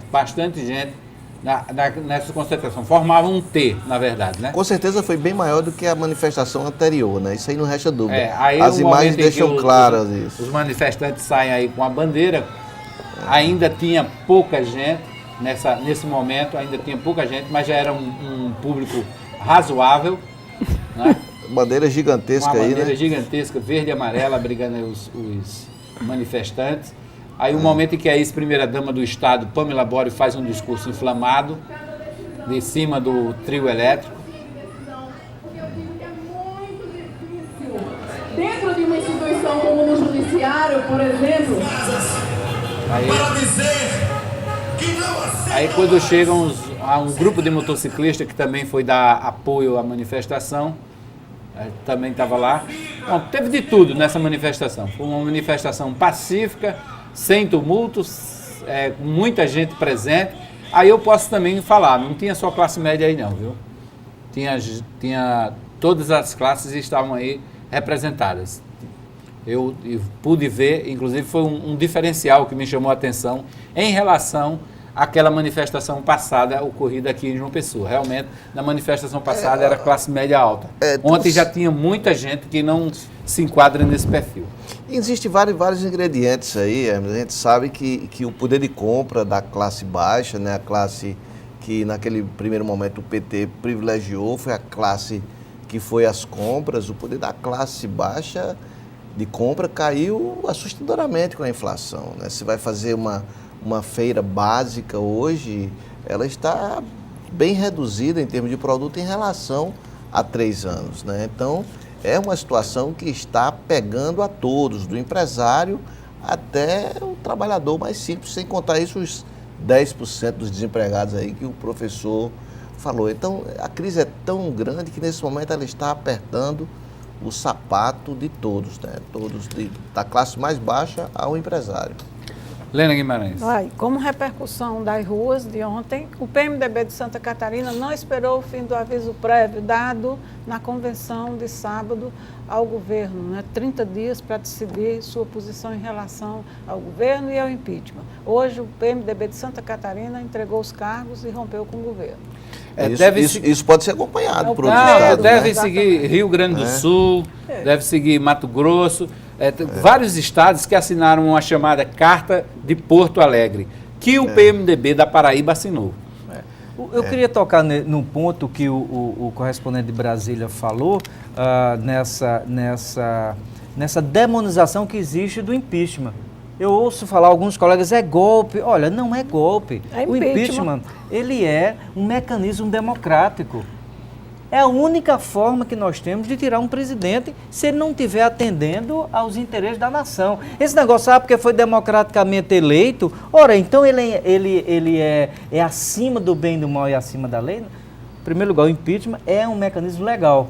E eu me surpreendo muito que o nosso Lindenberg, o senador pelo Rio de Janeiro, mas nascido aqui na Paraíba, que teve a sua projeção nacional através da luta pelo impeachment de Collor, era líder era da UNE, presidente da UNE, ele demoniza o mecanismo do impeachment, atribuindo algo que, como se fosse o fim do mundo, o fato do Michel Temer assumir. Ora, não podemos esquecer que quando o Collor caiu, a economia estava completamente degringolada, né? A geração mais nova, inclusive o nosso professor Ranieri não é desse tempo, mas tínhamos uma inflação, o governo Sarney e Collor, de 70% ao mês. 70%, 80% ao mês. E o Itamar, que as pessoas diziam, eu me lembro muito bem da manchete e da revista Veja, assim que Itamar assumiu, disse, início pífio com Itamar. Itamar organizou o país, Itamar chamou Fernando Henrique Cardoso para ser ministro da Economia e estabeleceu o Plano Real e a economia do Brasil. Ela saiu daquele patamar de 10, 12 anos de uma crise inflacionária para uma moeda forte, porque a principal forma de você distribuir renda é através de uma economia forte, que não exista a inflação seja muito reduzida, né? Essa é a forma de você, de fato, distribuir renda. Então, o temor de que o Brasil vai se acabar, que não acabou. O impeachment de Collor não teve um tapa na rua. Ele caiu e não houve nenhuma confusão, não é? Itamar assumiu e conduziu o país. Eu não faço a defesa de Michel Temer, nem acusação, é só dizendo que as instituições elas estão suficientemente maduras para que, de fato, se julgue um presidente. Se ele demonstrar, como a presidente Dilma, eu não estou dizendo que ela está envolvida em corrupção.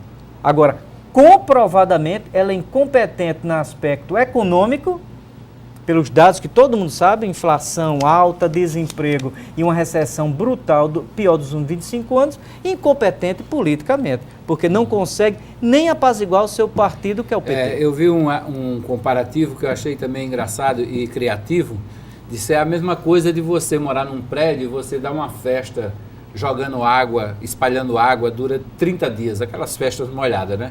Você gasta água durante 30 dias, depois de 30 dias gastando água, vem a conta de água, aí você quer que o prédio todinho divida com você a conta da sua festa, né? É mais ou menos isso que o governo faz com o brasileiro hoje. Professor, só ir daí no X da questão. O senhor acha que cabe, nesse caso, o impeachment, mesmo que nenhuma denúncia de corrupção chegue a presidente? Só mesmo o fato político da economia. Somente veja bem, o Brasil está parado desde 1º de janeiro de 2015. Está parado. E mais que parado, está regredindo. E os 10% estão desempregados. E os filhos das pessoas que estão assistindo agora que não conseguem emprego, estão estudando, estão se formando. Ora, aí ela deve ser preservada lá porque deve ser preservada só porque deve ser preservada. O país todinho vai pagar o preço. É incompetência administrativa. Ela não consegue administrar economicamente, porque ela não decide qual é a linha. Ela bota Mas- o ministro, o PT tira. Professor, mas vamos fazer... E nem consegue ter a competência política na base dela. A crise não está no PSDB, nem está no DEM. A crise está no PMDB, a crise está no PT. São os partidos aliados que fazem a Mas rebelião esse, constante. esse risco que Dilma, essa situação que Dilma está passando agora, não pode criar um risco de, no futuro, um governo que se elege legitimamente e que não consegue fazer maioria no Congresso. E aí o Congresso, por pura birra, cria grandes obstáculos ao governo e chega a desgastar esse governo ao ponto dele de também votar o impeachment. Veja bem, não abre um precedente perigoso? Olha, a crise advém de dois fatores. A crise econômica, pela má gestão do país. Porque é interessante, quando o Brasil tinha o período de bonança, crescimento de 6, 7% no governo Lula, dizia que era a responsabilidade dele, não a conjuntura internacional. Agora o discurso é diferente. Como a economia está ruim, a culpa é internacional. Não é assim, né? Tem a responsabilidade do governo. Então, se a crise econômica está ruim, as pessoas estão indo para a rua, isso reverbera no Congresso. Os parlamentares, eles são muito suscetíveis às ruas. Se a economia estivesse bem, eu arrisco até, com a crise de corrupção existente, que o Mensalão demonstrou, o Mensalão há 10 anos, foi um escândalo. O Roberto Jefferson, quando fez a denúncia, a fatídica entrevista de Roberto Jefferson em 2005, foi um caos. Mas a economia estava bem, as pessoas estavam comendo, a inflação controlada, e Lula, teve um momento até que aconselharam o Lula e ele pensou em sair do PT. Ele deu uma entrevista em Portugal fazendo críticas ao próprio PT, porque houve uma crise institucional, política, mas a economia estava bem. Ele estava conduzindo bem a economia. Ora, agora nós temos dois fatores, uma crise econômica forte e, ao mesmo tempo, uma crise institucional advindo com a avalanche de corrupção da Petrobras e a falta de habilidade da sua base. Dilma não conseguiu convencer a sua base. PT e PMDB são os principais antagonistas. Deixa eu botar mais um ingrediente nesse caldeirão aí. Naquele tempo, as redes sociais não eram tão fortes como hoje. Hoje, existe praticamente um celular para cada brasileiro, né? Metade dos brasileiros tem acesso à internet. E as redes sociais permitem que você se informe, que você debata, que você critique, mas permite uma participação como nunca houve, né? Talvez no Mensalão a população não estivesse tão bem informada, né, dos efeitos, principalmente do que aconteceu, como tem hoje a consciência do que a corrupção faz com a economia do país e com os serviços públicos no país, né? A minha preocupação é essa, professor. A minha preocupação é que essa força que tem o Congresso possa, num futuro, abrir precedentes. Não gostou do presidente da República, fragiliza a presidência da República até o momento em que se cria uma crise econômica profunda, não se vota nada, é contra tudo, não se busca reforma, o governo é fragilizado e aí vem o impeachment. Isso é uma preocupação. É uma preocupação. Eu acho que pode fragilizar a democracia. Não estou aqui dando uma opinião, claro. Mas é uma preocupação que eu vejo. Eu vejo isso no concordo futuro. com você no seguinte aspecto: nós vivemos um presidencialismo de coalizão. Exatamente. Quem criou esse termo foi um Sérgio Abrantes, né, que é um grande sociólogo, hoje dedicado mais às questões ecológicas. 35 partidos tem que ser de coalizão. De coalizão. Então, o presidencialismo é frágil e precisa do Congresso. Isso aí é sem sombra de dúvida, né?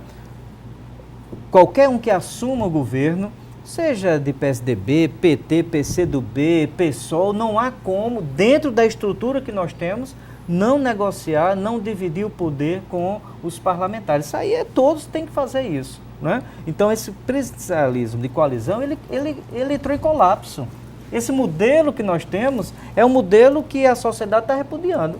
Quando o governador de São Paulo e o Aécio Neves vão para a Avenida Paulista, pensando que eles vão surfar, né, que eles vão aproveitar Isso. A manifestação, a onda, porque é PSDB, é o Estado que está... É Isso são oposição. vaiados. Eu vi vários vídeos, não foi vídeo só, Hostilizado. não é vídeo só postado pelo pessoal do PT, não.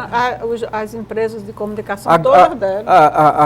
Tudo, por quê? Porque a população disse, olha, vocês não representam, não venham para cá querer aproveitar, não. Pelo grau de consciência Teve uma que a senhora que classe disse média isso. estava lá. Oportunista, Exatamente, gritava. oportunista, vaiado, chamado palavrão, porque é uma algeriza pelo sistema, não é? Não são porque são bons e maus. Não era porque era ele ou fulano, era porque era político. Exatamente. Então, esse presidencialismo de coalizão, ele faliu.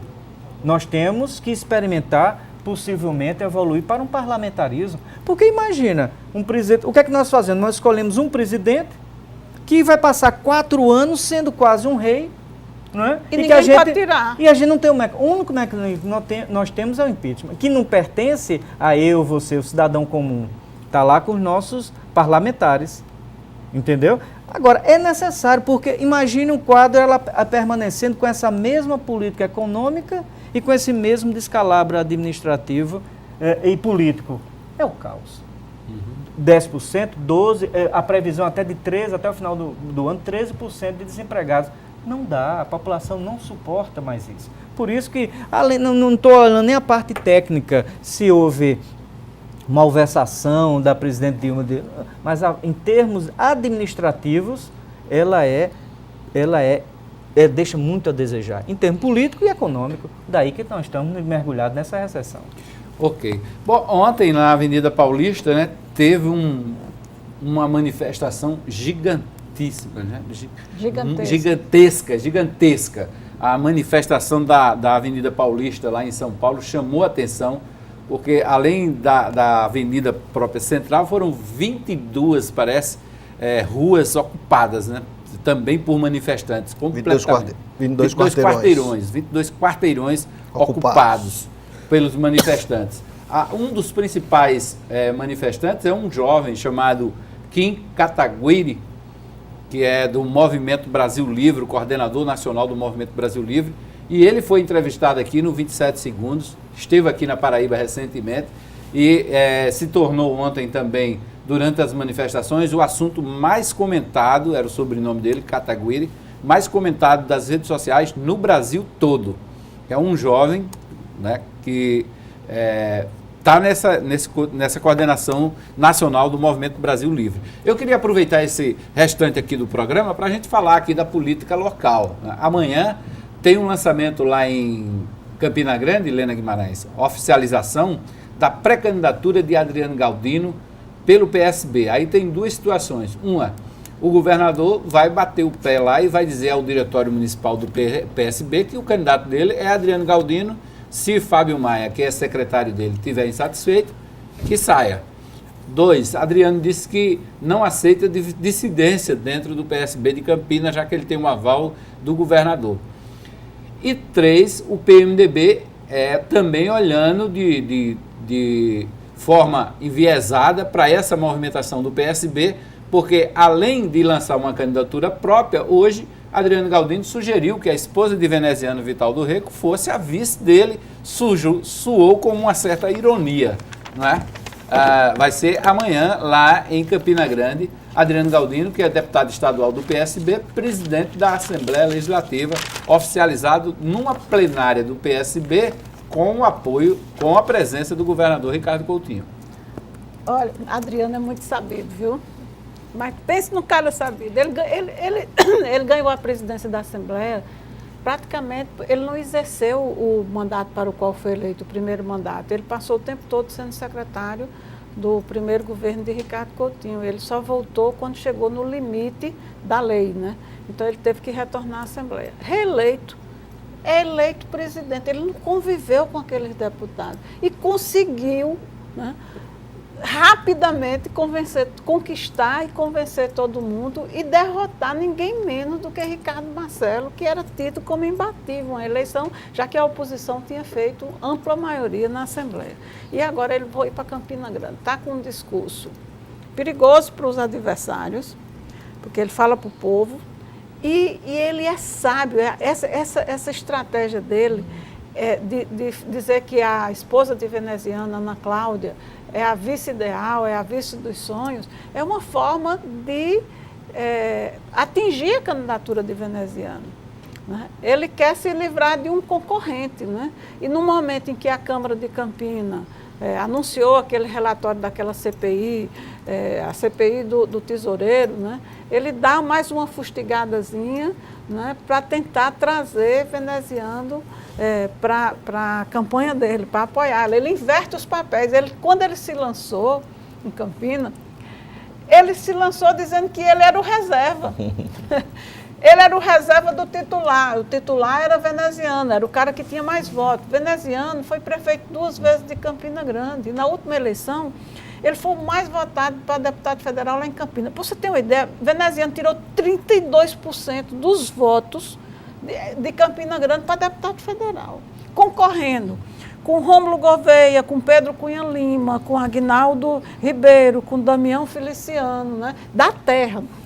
Deputados da terra, né? E ele sozinho tirou 32%. Para você ter uma ideia, o segundo mais votado em Campina, que foi Pedro Cunha Lima, o filho de Cássio, né? Tirou apenas 21%. Quer dizer, 11 pontos percentuais a menos do que veneziano.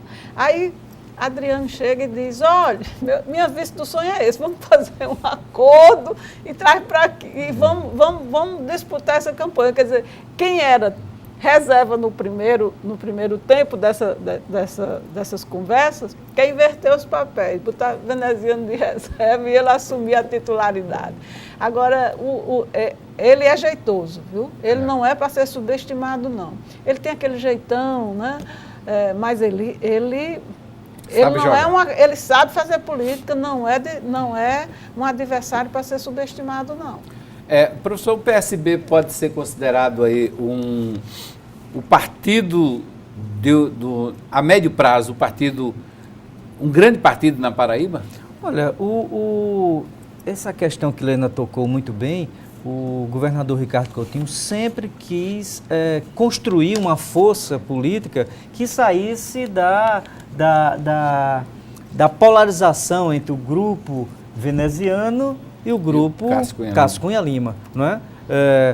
Houve ensaios, tentativas anteriores, mas não tinha envergadura, não tinha um candidato hábil como o Adriano Galdino, que, salvo engano, tem um irmão que é vereador. Apesar de Adriano Galdino ter feito sua carreira política inicialmente no município de Pocinhos, mas ele conseguiu ter uma penetração em Campina Grande, ponto que elegeu, né, o seu irmão vereador. E o governador Ricardo Coutinho, apesar do ranger de dentes de Fábio Maia, sabe da envergadura, digamos, do potencial de Adriano Galdino em Campina Grande. Né? Então, a tentativa de fazer uma terceira via, mesmo sabendo o grande risco. O governador sabe que é muito difícil, a não ser que haja uma composição via esposa de veneziano, que eu acho pouco provável que isso ocorra. Mesmo que Adriano perca, ele não perde nada. Ele está criando uma terceira via. No segundo colégio eleitoral, Campina Grande, que tem uma característica muito própria nessa polarização e que o governador não conseguiu ter uma penetração própria lá. O discurso dele, eu fiz até um artigo um dia desse, porque o discurso dele é um discurso dirigido para o povão. Né? Ele chega e diz, olha, eu nasci em Campina Grande, porque Campina e Pocinhos era uma só, né? Ele disse, eu nasci em Campina Grande. Ele diz até o hospital onde nasceu. Né? Fui registrado lá em Pocinho, mas eu nasci em Campina Grande, lá não tinha hospital, não tinha maternidade, minha mãe veio para aqui e eu nasci aqui. É uma pessoa muito agradável, então, fino trato. Não, ele disse, minha família era tão pobre, mas tão pobre, que minha mãe comia depois dos filhos, porque se sobrasse ela comia, mas ela primeiro, porque mãe é assim, amor de mãe não tem limite, né? Ela comia as sobras do filho. Aí ele conta que com 8, 9 anos estava trabalhando para ajudar a mãe. Ele estudava, mas trabalhava.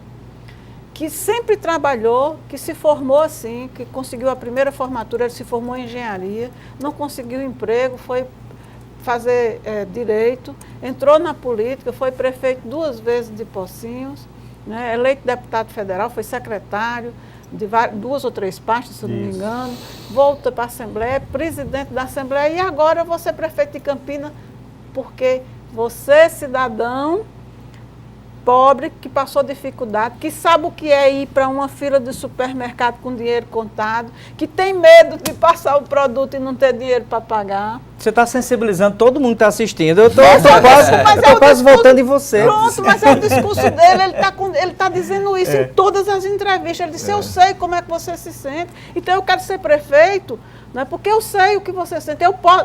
O discurso dele é fortíssimo. Então, essa estratégia do governador Ricardo Coutinho, que nós estamos conversando em Campina Grande, ele tenta fazer no Conde, por exemplo, com a ex-secretária Márcia, né, que teve um desempenho importante no governo. Tenta mais uma vez em João Pessoa, né, com João Azevedo, que está enfrentando dificuldade inicial. Né, ele quer dar um DNA socialista, né, nos grandes colégios. Exatamente, e que está enfrentando dificuldades porque o período de campanha vai ser mais curto, o apelo com Estela Isabel era muito mais forte, não é, porque ela tem uma militância e tal. Eu acho que vai enfrentar mais dificuldades. A gente pode posteriormente, quando se aproximar mais das eleições municipais, discutir isso, mas é uma tentativa de ter a possibilidade de construir uma candidatura em Cabedelo, com Ricardo Barbosa ou algum outro, enfim. É uma tentativa de criar uma terceira via, uma força. Não sei se ele vai com o Ricardo Barbosa, não. Ricardo Barbosa estava ontem na manifestação contra Deus. Pois é. Enfim, mas a pluralidade, né, da coisa. Mas é uma tentativa de criar uma... Agora, isso tem muita força, tem muito apelo de quem está no Palácio da Redenção, né? A gente, lembrando aqui o Buriti, Tarcísio Buriti, que inclusive foi do PRN, né, na época de Collor, e o PRN cresceu, teve aliados, teve força quando se está no Palácio, quando tem a caneta, vinha deputado X, Y, está se repetindo no PSB, né, com a vinda recente do deputado Gervásio, enfim, é a força mesmo catalisadora. Se isso vai ter ramificações para o exterior, só saberemos mediante a saída do governo, não é? A gente vai ver se realmente esse partido PSB ele conseguiu uma capilaridade nos grandes e médios municípios da nosso estado. Ok. Bom, nós já chegamos aqui ao final do Rede Debate desta segunda-feira, passou rápido, eu sei. Vamos logo aqui a enquete.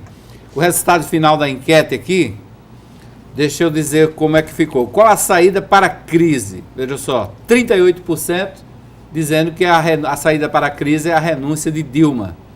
37% dizendo que a saída para a crise é Dilma permanecendo na gestão.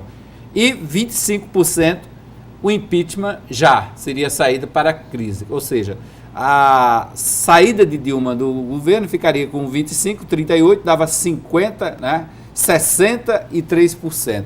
Ou impeachment, ou a saída imediata. Ou a renúncia de Dilma. 63%, juntando esses dois aí. Mas como a gente está falando de fica Dilma renuncia 38% e fica Dilma 37%, impeachment 25%. Semiparlamentarismo é uma opção que os telespectadores da RCTV não votaram. Agradecer aqui a presença do professor Lúcio Flávio aqui na noite desta segunda-feira no Rede Debate, nessa participação especial. Professor, fique à vontade para aparecer aqui mais vezes. Muito obrigado pela presença. Agradeço o convite, é um prazer estar aqui debatendo com vocês. Até a próxima. Até a próxima. Lena Guimarães, boa noite. Boa noite. Olha, não esqueçam, acompanhem, quarta-feira tem julgamento do rito do impeachment no Supremo. Quarta-feira com a votação no Supremo, se for confirmado mesmo a votação, se derrubarem todos os recursos, o Eduardo Cunha promete já na quinta-feira pedir dos líderes a indicação dos integrantes da comissão do impeachment. Zé Vieira Neto, boa noite. Boa noite, Hermes, boa noite, professor, boa noite, Lena, boa noite ao telespectador. Muito feliz hoje pela demonstração de civilidade e patriotismo do povo brasileiro, principalmente por não acolher determinados políticos que queriam aí aproveitar a manifestação e alguns até com aqueles pensamentos e ideias fascistas que chegam até a assustar. Não tiveram vez ontem e isso é muito bom. Bom, foi outro ponto que eu notei ontem na manifestação. Não tinha pedido para a volta dos militares. E nem Pelo menos determinados aqui em Pessoa. candidatos que nem defendem determinados ideias candidatos. fascistas. Bom, foram manifestações em 337 cidades do Brasil, segundo a PM, 3,6 milhões de manifestantes, somados todos. Segundo os manifestantes, Sem as 53 cidades, sem o Rio de Janeiro. Isso. E segundo os manifestantes, 6,8 milhões passaram pelos protestos ontem em todo o país. Bom, chegamos ao final do Rede Debate. A todos agradecer, uma boa noite a quem interagiu, a quem só assistiu. Amanhã estou de volta com 27 segundos, 9 da noite aqui na RCTV. Uma boa noite e até lá.